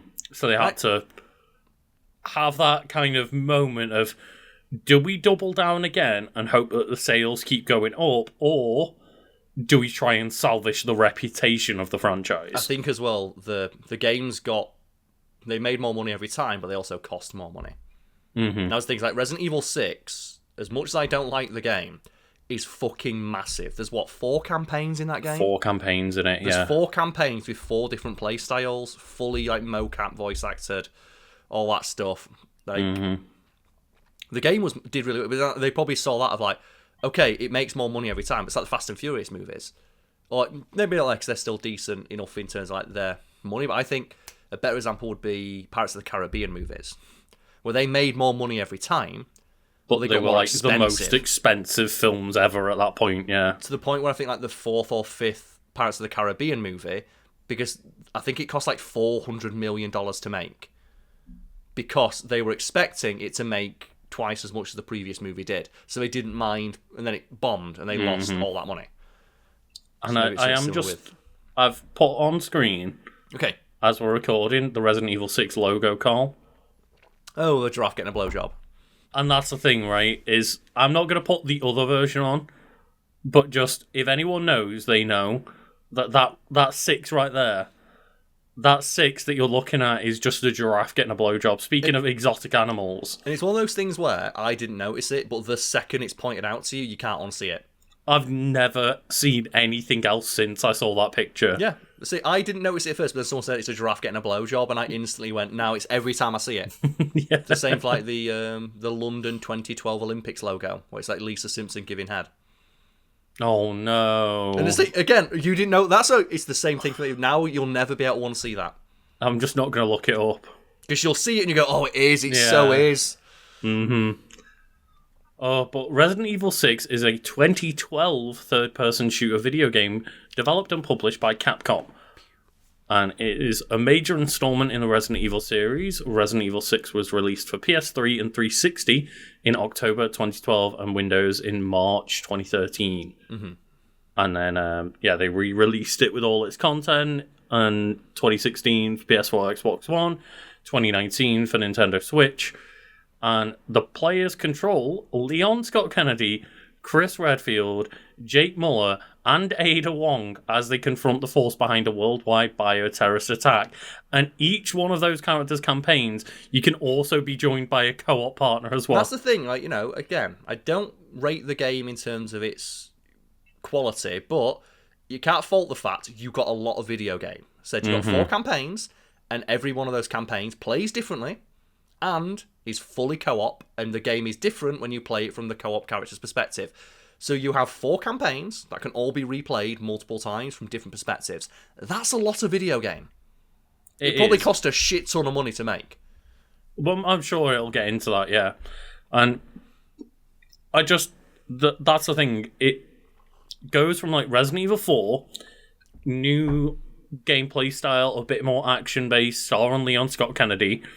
Then you get 5, and they add the co-op. They make it a bit more ridiculous. It stars Chris Redfield, and Resident Evil 4 also heavily featured Ada Wong as a playable side character and stuff like that. That's where they introduced Separate Ways, Assignment Ada. Which, and that's always been a thing in the Resident Evil series, right? Of viewing the perspectives of the game from another character's perspective, all the way back to like Resident Evil 1, right? Yeah. We can play as like Jill or Chris. Exactly, yeah. And then it all culminates in Resident Evil 6 being even bigger, even more bombastic, and starring Leon, Chris, and Ada. But then it stars fucking Jake who the fuck Muller. Yep, who's Wesker's son. And the annoying thing is, Jake's playstyle is really fun, because the most fun part of Resident Evil 4 and 5, when you get used to the mechanics, is the melee system. Mm-hmm. And they gave Jake a full melee moveset. Yeah. The problem is he's just a nothing fucking character. Yeah, that's the thing, is it was that weird moment of just, I remember at the time being like, okay, Resident Evil 5, they finally killed Wesker, they've wrapped up that storyline. The thing is, I don't think Wesker's dead. At any point, they could bring Wesker back and I'd believe it. It's the thing, I saw him in that fucking volcano. If they said in the next game he's back and he got better, I wouldn't question it. I wouldn't question it. Or if they cloned him, right? If they said, oh, we just cloned him, fuck you. The thing is, if Heihachi can get away with being thrown in a volcano and coming back, then Albert fucking Wesker certainly can. Have you seen that they've explained that away, where someone asks, like Kazuya straight up says, how are you still alive? And says, you think a pussy-ass volcano could kill me? And it's like, I guess not. I guess not. The thing everyone needs to keep in mind about Heihachi Mishima, because everyone must think, oh, has he got magic powers? Because, like, his son Kazuya's a devil, and Jin's a devil, and his wife was a devil. Heihachi Mishima is 100% human. He's just a dude. He has no superhuman capabilities whatsoever. He's just a guy. The devil gene came from his wife. And he just really fucking hates the devil gene because it killed his wife, and as a result, he wants to beat the fuck out of his son. Ironically, though, he does love fucking the devil gene. Yeah, I say his wife had it, Yeah. and he hates the devil because he had to kill his wife, thinking it would end the bloodline. It didn't.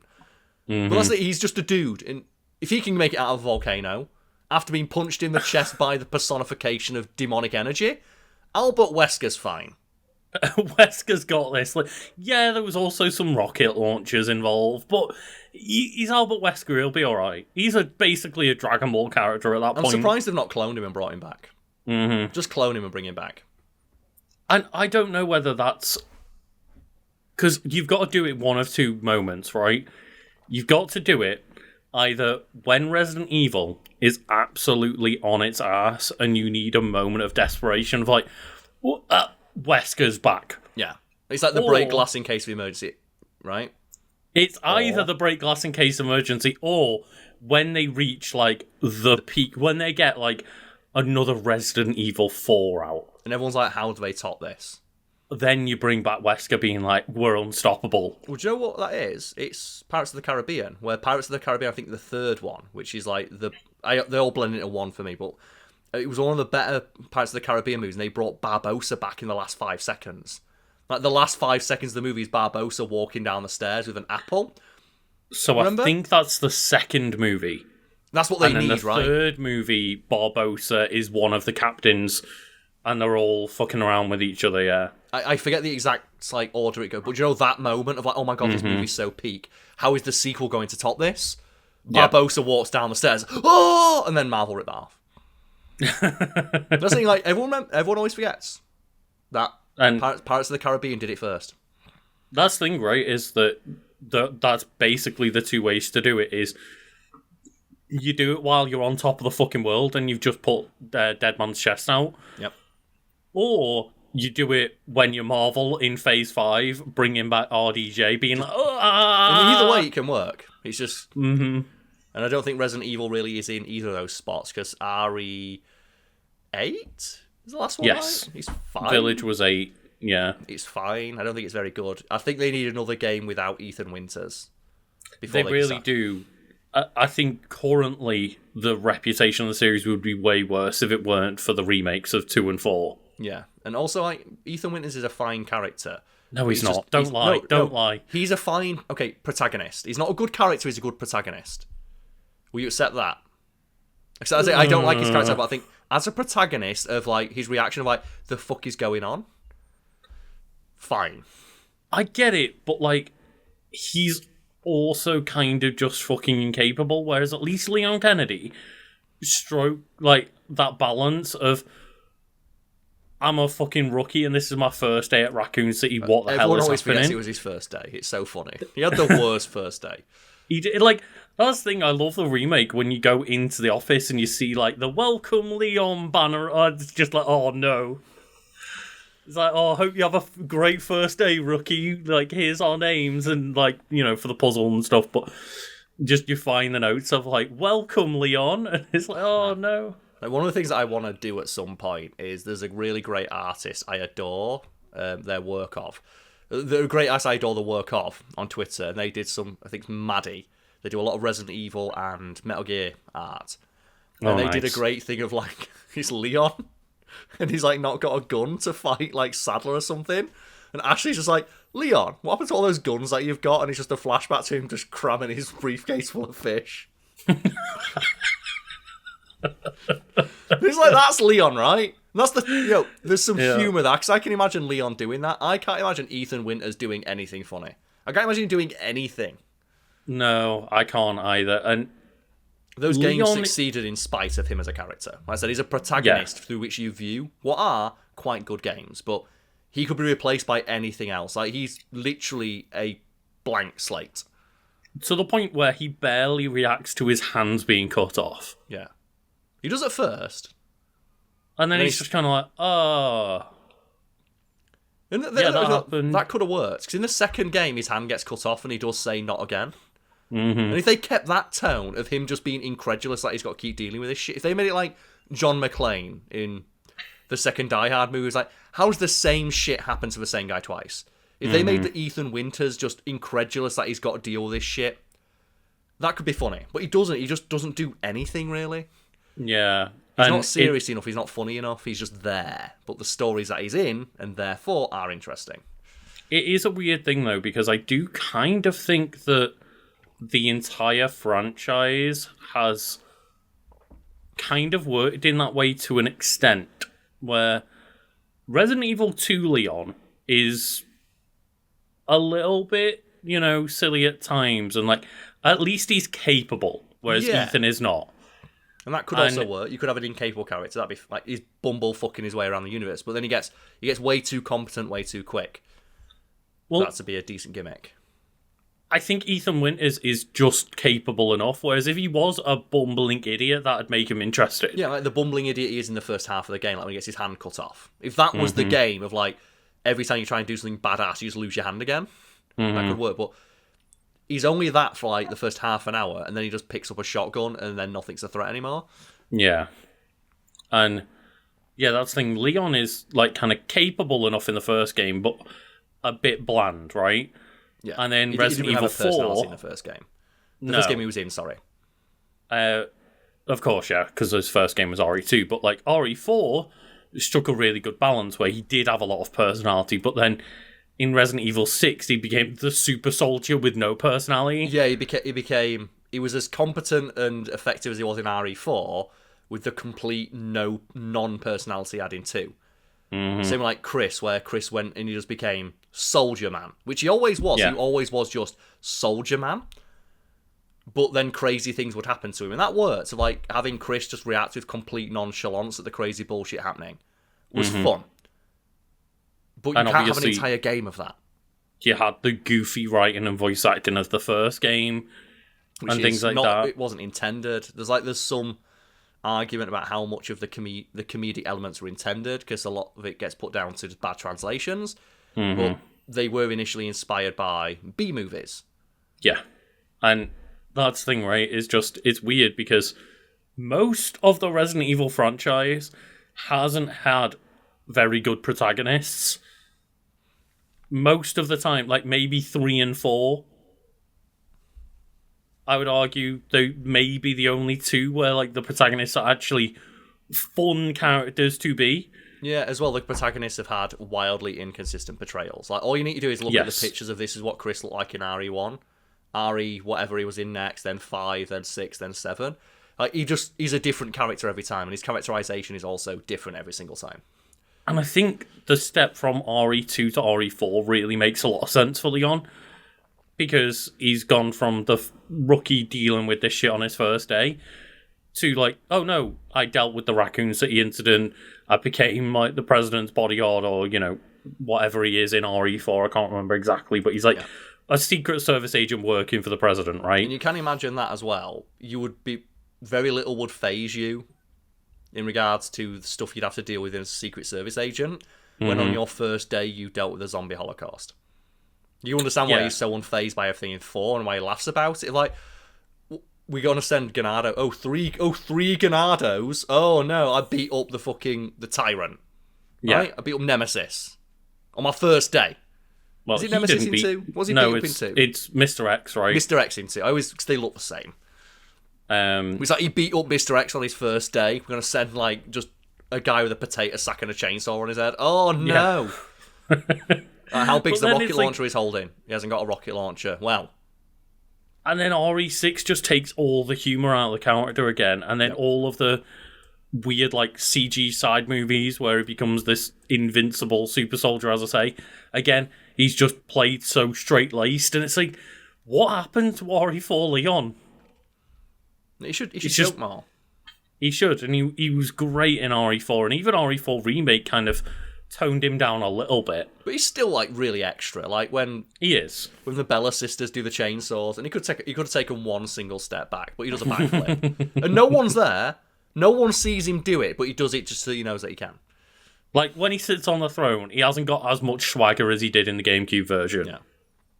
But yeah, it is one of those weird things where RE6 just ruined every single character near enough, as well as just the gameplay not being great. But there's a lot of it. There's a lot of it.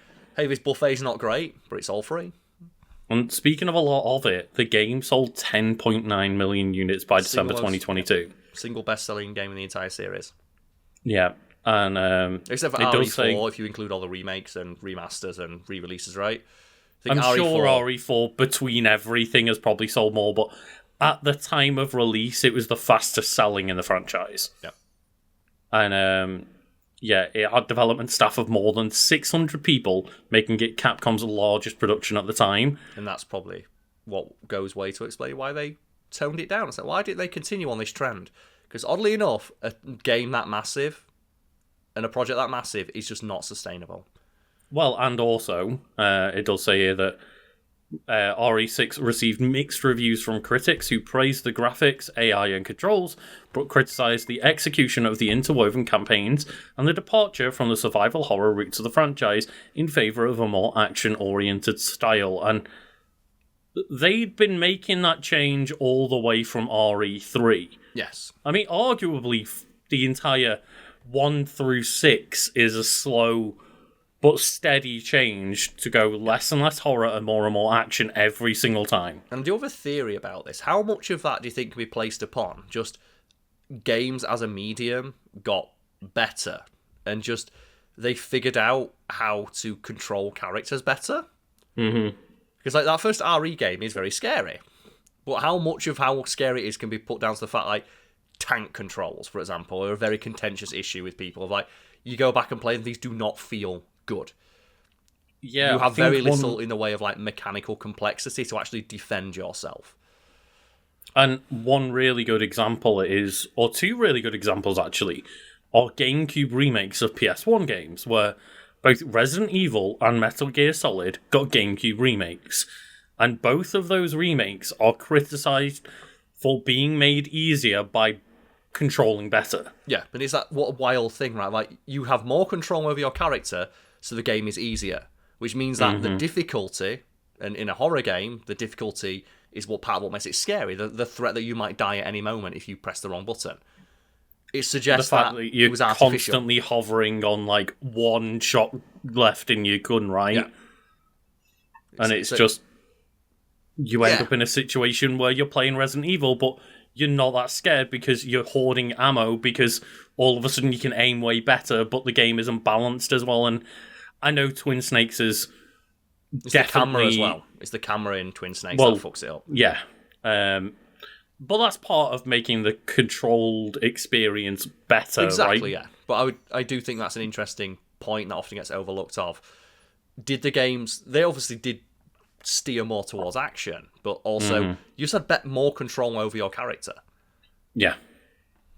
And just, I guess, inherently in a horror game, the more control you have over your character, the more threatening the enemies therefore need to be. Yep. And therefore it starts to stray more and more into action as you fight more big, bombastic villains time and time again. Just how do you make the games? How do you make these enemies more of a threat? Well, you can add more of them, but if you're adding more of them, then you need to add more bullets to deal with them. If you're adding more bullets, then you're adding action elements just as a necessity. It's very interesting. And obviously there was more intent than that, like clearly putting all of the melee mechanics in and things like that. It is clearly that they try to make an intentional effort towards becoming big bombastic action film by the time the sixth one came around, but I even remember them talking about the fact that, well, each campaign is going to be of a different genre. And they weren't really. They all played the same by the end of it. Yeah, they weren't, but I can see what they were going for of, well, Leon's is going to start out a little bit darker and spookier and creepier. It was certainly fucking darker, because that's one of the darkest games I ever remember playing. I remember not being able to see jack shit. In terms of brightness, yeah. I could not see jack shit in Leon's campaign. Like that first bit where you got to walk down the stairs. I couldn't find the fucking stairs. It was so dark. Yeah. You know what the answer to that was, though, Carl? What's that? Turn the brightness up? No. Dive on the floor and just keep rolling until you find your way to the objective. That was the other thing as well. Like Leon was way too powerful, wasn't he, for anything to be a threat? He was too fast. As a character, he was too fast and too effective. I can kind of see the idea of, well, Leon controls like RE4 and Chris controls like he's playing an RE5 or even more refined than that. And that separates them out, but they all controlled the same, which meant that the horror style campaign where Leon was meant to be a bit more slow-paced and horror, that doesn't work because he's got the skill set of the action character. Yeah, it's like, and I do remember like they did the cool thing like in the dark. You see like a single zombie walking around the dark. And it's like that is very tense. That is a very neat visual. It's quite scary. But as soon as you realise what Leon is actually capable of doing, it's not a threat. And it's a hard thing to do. It's like Dead Space is probably the game I think of that handles it the most of. It's your first playthrough is always very scary. Then your second and third playthroughs, it's more action orientated. And RE4 did it as well.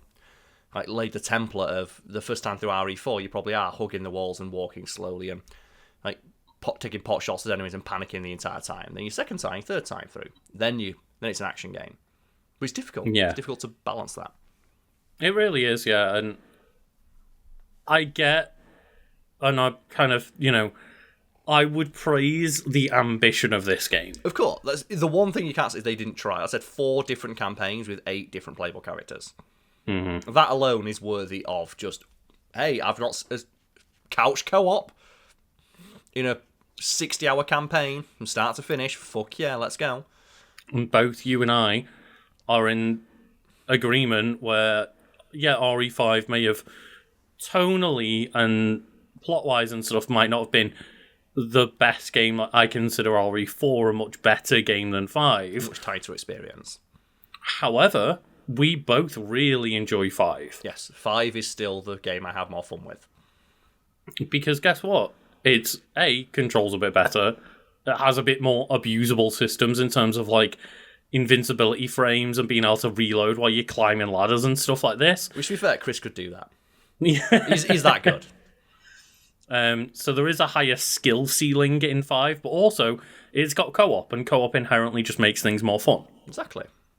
So even though RE5 is a worse game, the addition of local co-op makes up for that fact, and that also makes the game worse when you're playing solo because you've got to deal with Sheva being incapable. And the AI, as you said there, they praised the AI in 6, so they really worked on that. They took the criticisms from RE5 of the AI for Sheva being terrible and really, really worked at it.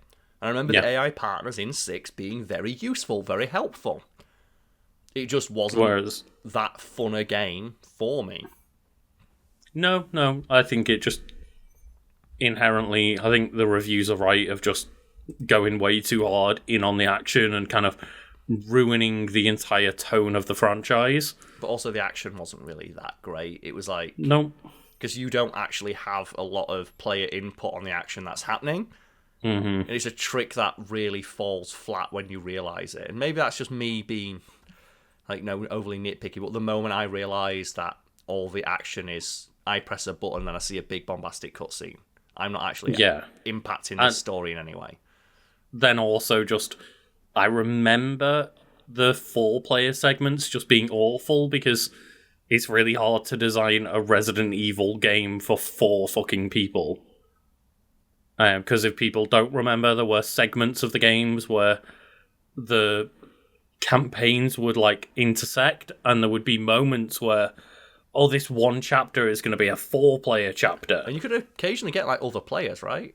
I never had this. I played it years after the fact, and no fucker was ever playing online. But it would try and find players that were playing the same other half of the campaign at the same time as you. So they'd be, you'd load in on the Ada campaign, and all of a sudden when you get to that chapter, it would try and matchmake you with people on the Chris side of the campaign and put you guys together.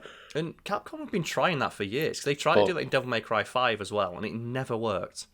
It literally never worked. So in Devil May Cry 5, they try something similar of every now and again, when you're running around as Dante, Nero might turn up. And you think, oh my god, how much ass am I going to whoop when Nero rocks up and helps me beat his enemies? And another player will turn up. You can only ever see them at the other side of a door, and you can never physically interact with them. And at that point, why bother putting that in? And you did actually interact with other people who you managed to matchmake with. The campaigns were literally, You press buttons and open doors and stuff, right? Yeah. You do things that allow their story to continue, and they do the same for you. a lot of it was kind of, here, you're separated by a door and you're both running down corridors, intertwining and sort of like... So yeah, it was like a little bit limited, but at the same time you did interact a lot more closely with one another. And me and a friend playing through at launch, we did matchmake with 2 other people one time, and it was a terrible experience. There was so much lag.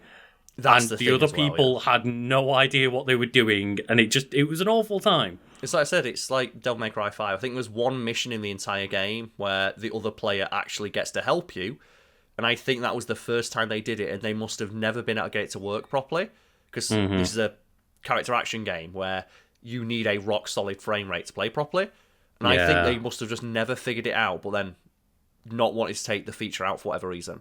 Even though you... putting that moment in lets you see the potential of how good the feature could have been, and the fact it's not present in more missions made me feel pissed off. Of like, so not only is it not present enough in the game for it to be worth noticing, but I can see the glimpse of how good it could have been. Like you then never figured it out. I'd rather it not be in the game. Exactly. Or you work on it for a year or so and release it as a DLC. Or special thing. Speaking of which, we're going to move on to the development and release of the game, and there is a quote here from producer Hiroyuki Kobayashi, speaking in an interview with Silicon Era, and they say, "We brought back zombies because they're popular.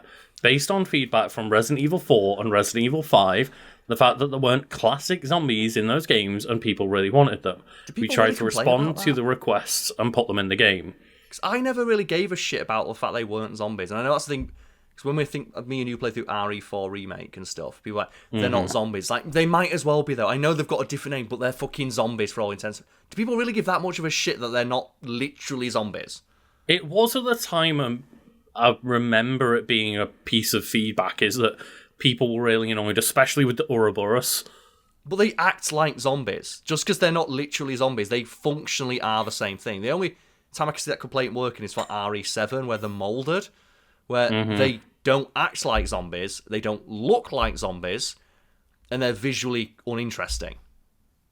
I mean, I don't see why people were complaining more about the village sections of RE5 rather than the Ouroboros. Yeah.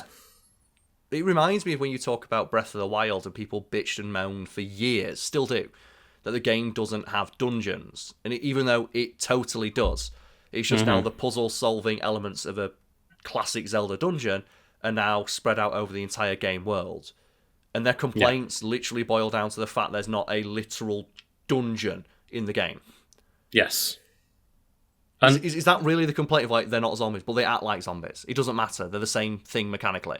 Again, RE5 kind of, they're a bit more aggressive than zombies and stuff, and RE4 probably makes them a bit closer to zombies than 5. But, like, I get it, but at the same time, there's a very limited amount of things you can do with classic zombies, whereas the Gyanados, there's so many things you can do with. Also, can you imagine if classic zombies tried to attack the Chris from RE5 with his moveset and capabilities? Yeah, Chris Boulder Puncher Redfield. And that's the thing. If they just said, "Oh no, it's not the Ouroboros virus, it's a offshoot of the T virus that causes the weird worms," those people wouldn't have complained. Even though it would have been mechanically the exact same thing. What a weird thing to single out. But it was something that a lot of people clearly did like talk do the same thing again. Out.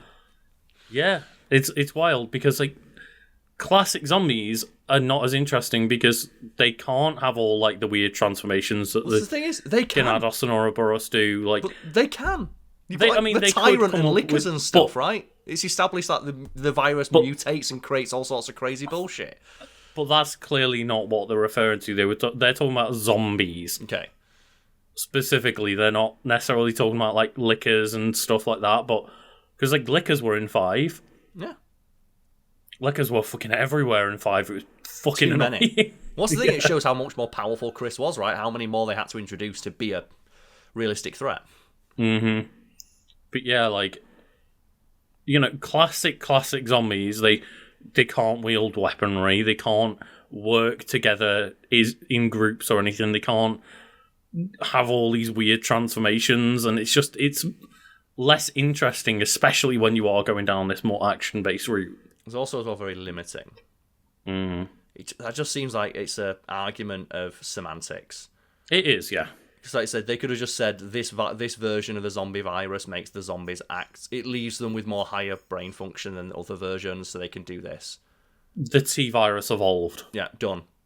And you would have had the exact same game, but then now they're literally called zombies, so those people won't know. And Resident Evil 6 was conceptualized soon after the release of Resident Evil 5 and entered full development in 2009. The Resident Evil 5 producer, Jun Takuchi, again, apologies for pronunciations, but yeah. We do try. We try our best, but they said that they considered a completely new system for Resident Evil 6, but ruled out his involvement. I like that. Just the first thing that it says about RE6 is someone just wiping their hands of it. Just no. And then in March 2009, co-producer Masachika Kawata stated that the new installment was not decided upon, but admitted that it could take Capcom up to 4 to 8 years to develop. Man, imagine 2017 that could have been as late as that. Imagine how many more characters. We would have had like 14 playable campaigns in that game. Oh my god. Dear fucking god. There's such a thing as too much video game. And this game is a great example of video game blow. It should have been 2 games. Mm-hmm. Or, as much as people shit on it, it should have been DLC.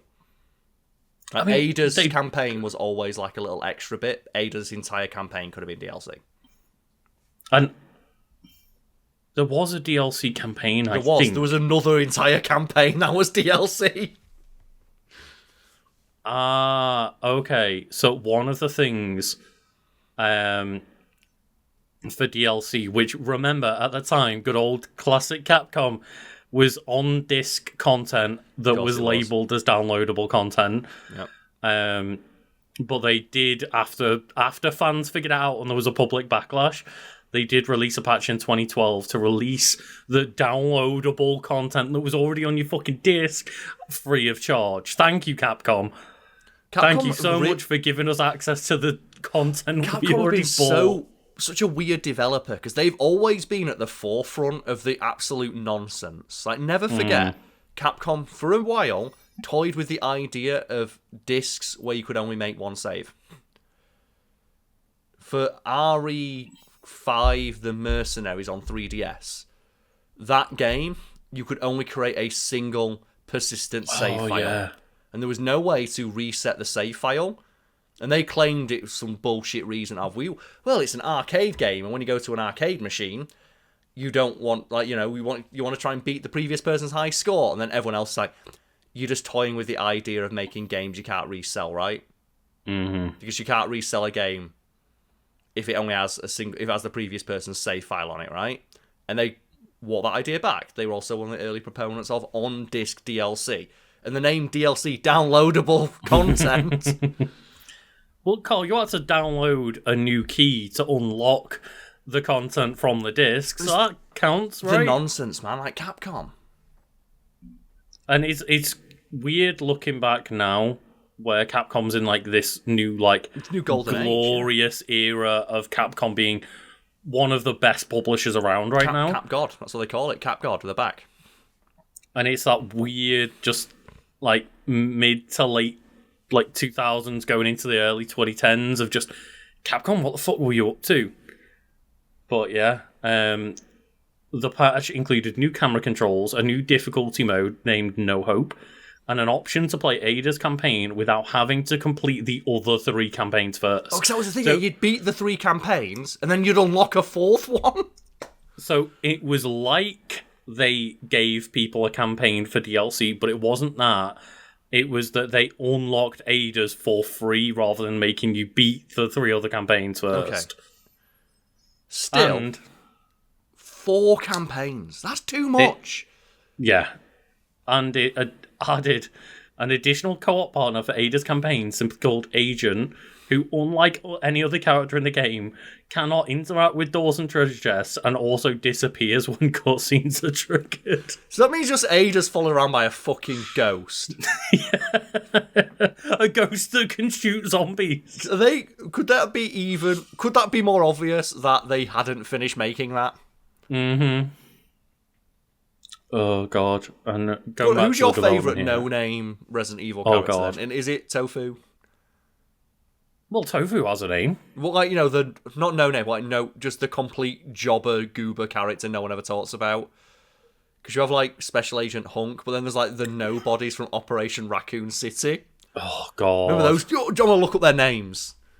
Yeah, you have a look at their names, because I never played that game. I could see the stench on that game from a mile away. That game could have worked. Because that game had 4 playable characters with 4 different playable playstyles. Mm-hmm. Oh, actually, no, look it up. It had 2 campaigns. You play as Umbrella, and then you play as the US military. Oh, yeah. Yeah, that does sound right. And, So the development... I've got the characters, Lucas. Okay, what are the characters' names? Oh my god, they've all got nicknames. So, do you know what? I want to look for playable characters, actually, because like, there's characters that they've all got cringy nicknames. Where's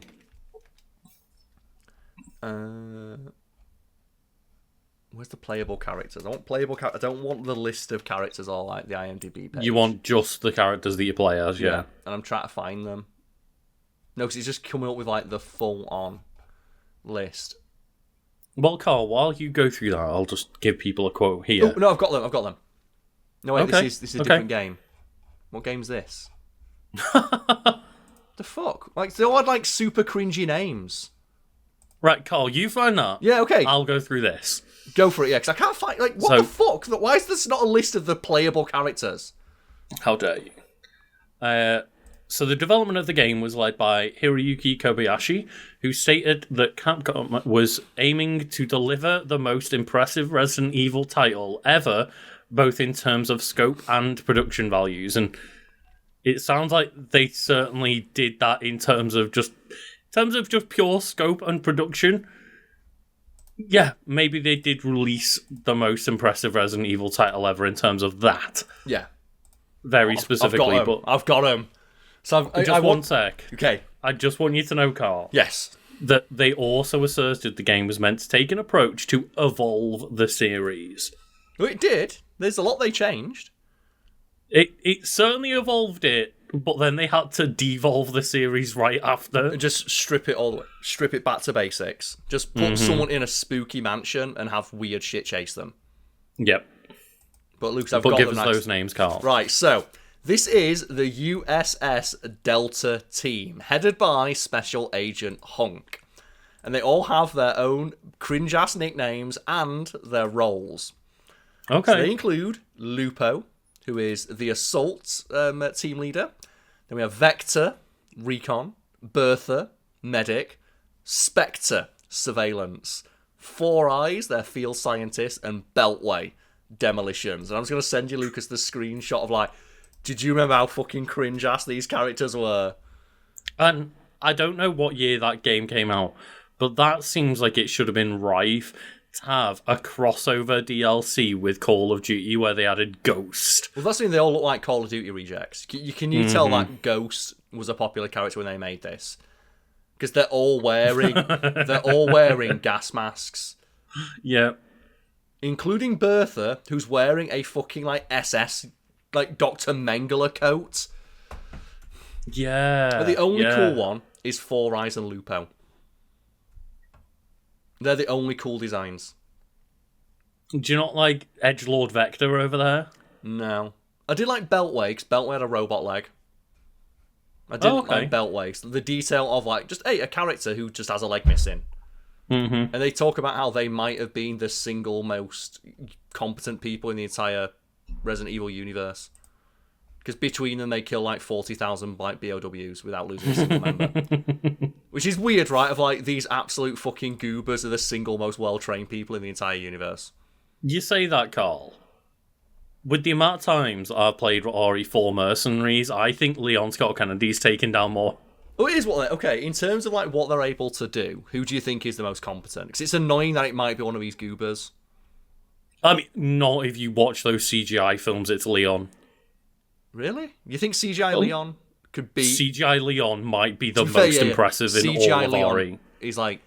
He's like curving bullets and shit, right? Yeah, he's like fucking untouchable. Did he like dodge a railgun in one of those movies? Probably. Yeah, and then he fights like a new like special tyrant that like beats a tank up. It's like they took that one moment from RE4 where he dodges the lasers and went, that's his character now. To be fair, I think Special Agent Hunk might be able to do it though, because he's like the guy who's always he's in the background of like almost every single game, and he's always like he's the cleaner, right? Yeah, Mr. Death. He's just following the characters like 10 minutes behind them, just cleaning up shit to make sure nothing gets out. That, you know, I know his name's very funny, but they say Special Agent Hunk, basically from from Resident Evil 1. Because I was thinking of like Skullface, because his backstory is that he was always following Snake around. They like retconned all of Metal Gear, so he was. But yes, from RE2, Special Agent Hunk has followed around the protagonist of whatever game that is, cleaning shit up and just grabbing all the secret shit. And he always gets sent in alone, and he always makes it out alone. Fucking hell. And he's never lost. And that's the thing, right? Him, is like, right? What's more impressive? Is it the fact that they're going through and making sure that nothing's left behind? Or is it just Leon managing to, like, kill everything, including fucking Krauser? Yeah, that's fair. Because I think anyone Leon beats, he's automatically better than. Mm-hmm. Right? And he does beat, like, Chris in that one film. But Chris was drunk. Well, that's, like... I think he probably is Leon, right? It probably is, but maybe I'd make the argument for, like, in terms of just the handicap that they're presented with, maybe Tofu. Yeah, because he can't get a gun. Tofu manages to make his way out of a zombie survival situation without a gun, and he's a block of tofu. The question is, well, could Leon beat Tofu? Because Leon would try and get close to his knife. In terms of who's most impressive for the physiology that they are given at birth, a block of tofu surviving an apocalypse is way more impressive than a human doing so. Yeah, because I'd be tempted to say Ada, but never forget in one of those CGI movies she gets beaten up by the president of Poland. Oh, for fuck's sake. Because the president of Poland, it turns out they personally train their own special forces. And they beat Ada up in hand-to-hand combat in their office. It's like, oh, Ada. Oh, God. And I can't remember, because it says here, like, they're talking about the fact that Leon has the co-op character Helena with him, and then Knobhead McGee has Shelley Birkin as his co-op companion. Yeah. I can't remember who Chris is paired up with. Oh, it's Piers. It's Piers. Hey, Piers is cool because Piers is the cause of one of the most pervasive fan theories about the series that I 100% buy into. And it's that Chris is gay. And him and Piers are gay partners together, right? Yeah. Mm-hmm. Because there is like a bunch, it's never confirmed, but there's a bunch of stuff that would suggest Chris is gay. For example, there's like something Piers can pick up where it's Sheva asking about Chris and asking if he's okay, which suggests that he and Piers have a relationship closer than that of friends. There's also the fact that every single one of Chris's DLC outfits is always a stereotypical macho gay thing. Like he's got the sailor all outfit. His RE5 outfits where he's like the leather daddy. And yeah, he's got the leather daddy outfit. He's got the sailor outfit. He's got like the got the zebra tux, and the dyed hair. Yeah. Mm-hmm. Yeah. He also hangs around with Sheva like for like 9 days, and he just don't want to hit none. So Leon though, you can like argue Leon's gay because how many women are after his dick, and he's like, no, thank you. No, you. If not all women, he's definitely interested in Ada. Because he is like a little lost puppy whenever Ada shows up. Yeah, he just doesn't has know him wrapped around a little finger, right? He just doesn't know how to deal with just that much woman. No, he really does. He every time Ada's on script with him, like he just falls apart. Like that is truly his one weakness. Oh, but God, it's just what a weird game, right? And like the fact that it's weird. The fact they have to fill up the 8 playable characters with like the goobers of Piers, Helena, and Agent. Because that's the problem as well. At least Shelley Birkin's grown up and like was an actual previous character. Yeah. And the problem with that is like, if you're gonna if the game was built around co-op, you make the co-op character someone you want to play as. Like RE5, Sheva is a great character. She also mechanically is very different from Chris. They're the same abilities, but mechanically she's different. She's left-handed, for example. So it's literally a new perspective when you pick her to play as. She's a fleshed-out character with interesting moves. They both have unique weapon choices as well that only they can use. But no one picks up like the game and thinks, I want to play as Goober. But think about how many named characters you've been able to play as in the previous 5 games. Like, just bring in like Chris's sister. Like, that's the thing. You got in the first game, you can play as Chris and Jill, and then Barry's also there. Yeah, Barry Burton. Like, in RE2, you play as Leon and you play as Claire Redfield. In one of the games, I think it's like 0 that you play as like Rebecca Chambers. You've got Sheva from RE5. Like, that's already, like 6, 7 characters, I can't remember, but like, there's probably more than I'm forgetting about as well. Ada. It's like, oh, Ada as well, yeah. Her being backed up by a silent agent from Umbrella, Hunk. Just say it's Hunk. Just say, oh. I mean, I think like the fan retcon was basically that was Hunk, but why was it Agent and not just Agent Hunk? Yeah. He's a character who never talks and looks like a stereotypical Umbrella agent. That's who Hunk is. And just say, hey, I remember is it a babysitter? Playing that campaign and was like, oh, cool, it's Ada and Hunk. And then it's like, no, it's not Hunk, it's Agent.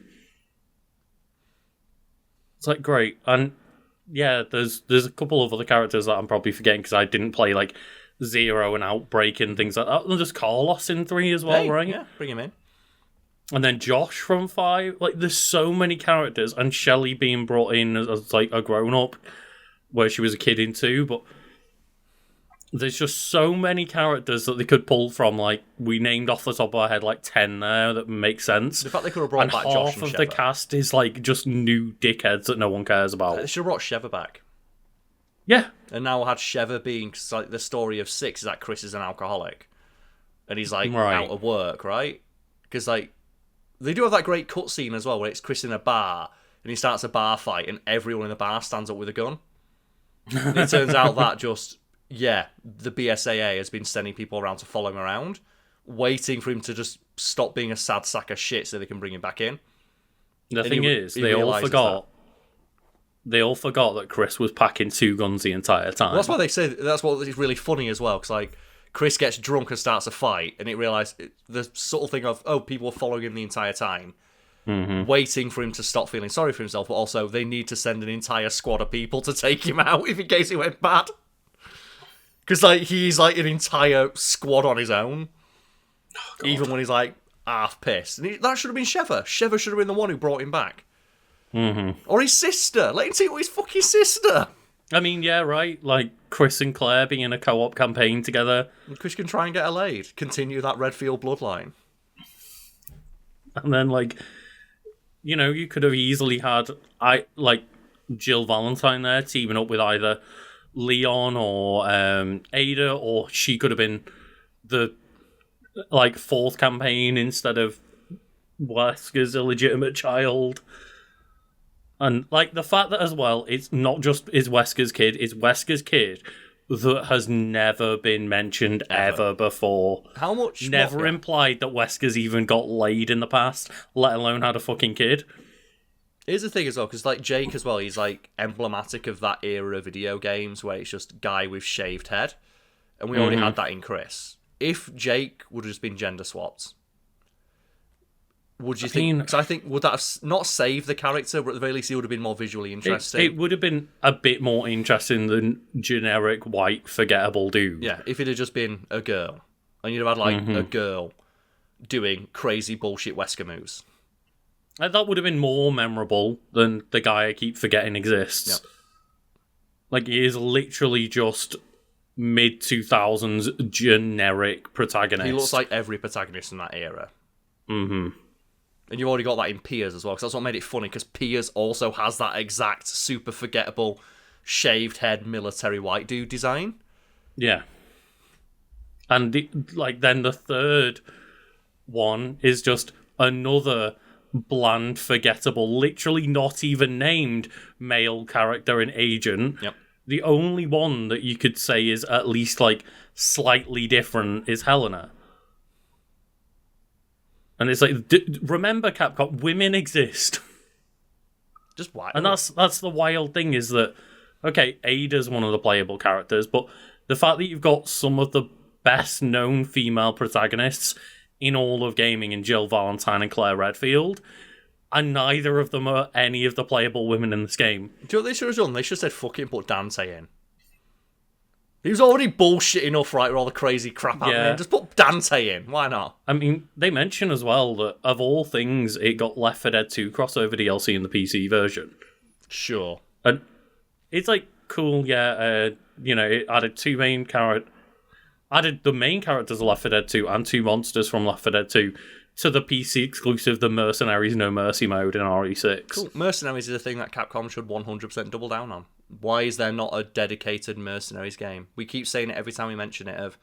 Why is RE4 Remake, why did it have one bit of DLC where it added two characters and one level to Mercenaries mode? Why was there not a new character and or map every month? I'd still be playing it now. Same. And, just with all the things we've said, people can probably guess, like, it's not exactly well-liked in the Resident Evil franchise as much as they had a lot of ambition. And, I don't know what really changed the scores here, but Metacritic, on the consoles that are, like, initially launched on, the PS3 version has a 74 on Metacritic, but the 360 version has a 67. It'll just be performance issues, I imagine. I don't know if there was weird performance issues and glitches and stuff. It was usually the PS3 versions that had that back in the day. But they may have just... Resident Evil has like a longer history with PlayStation. Maybe it was developed with PlayStation in mind more than Xbox. Exactly, yeah, right. Especially like with it being a Japanese developed game, there's a lot less people buying Xboxes over in Asia, and then PC had a Metacritic of 69 out of 100. So in the middle. Around about, people agree it's roughly a 7 out of 10, which for the reputation of a mainline Resident Evil game is not great. Yeah, it's not like the worst piece of shit in the world. It's like it's not going to be as bad as Operation Raccoon City, which is a 5 out of 10. It is serviceable, and it is worth a laugh if you are a huge fan of a series. But it is by no means... There are better games out there. There are worse games out there, but there are certainly way better games you'd be wasting your time with. Yeah, it says that Metacritic, the website, described the games as the first game in the main series that failed to receive a positive reception from critics. And that's a mainline game in the franchise, like the main numbered ones, because there's so many bad spin-off Resident Evil games. There's so many, like almost every spin-off is terrible. Like almost every spin-off has like something bad about it. There's a couple of ones that people like that I mentioned, like Zero and Outbreak. Oh, and Zero's like a mainline one. It's just retroactively. Kind of ish. And Outbreak was interesting because it had the elephant. The T-Virus elephant was kind of fun. And then people liked... I remember that people liking the light gun games, where it was like the Umbrella Chronicles and the Dark Side Chronicles games, not right? Not really Resident Evil games. They're just light gun games with a Resident Evil skin. Yeah, exactly. They just take you through some of the plot of... Like, it's retelling the plot of the first few games, but via light gun. If this is what would happen if, like, RE4 Leon went back through. But yeah, that is Resident Evil 6, a game that is just such an interesting little bubble in time for that franchise. And I'd kind of say that at some point we should probably at least, like, check out a campaign together and just play it co-op, but yeah, I don't want to commit to like playing through all of those 4 campaigns together. Like, we'll give it a go at some point. I don't want to play as the ghost agent. We'll add it to the list of all the other shit we've got to play. Mm-hmm. And you know what? If you'd like to see us do more gaming content, then at some point we're probably going to update our Patreon to have a goal to like bring in a gaming channel or something like that. I know Karl wants to commit to that. We do, but we need to speak about it. It's not something we can mention on this podcast because me and Lucas need to have a meeting about it when you're finished moving to your new location. Exactly, yeah. So it's not something we're committed to yet, but it probably will be something that we do figure out as a goal at some point. But yeah, obviously, if you'd like to see that, you can go support us on Patreon and just get ahead of the curve in terms of trying to bring that into fruition. But if not, thank you all for joining. Give us a like, comment, subscribe, all that jazz. If you're watching on YouTube and if you're listening on podcast services, then give us a good review if you thought we've earned it. Thank you. Yeah, thank you, everyone.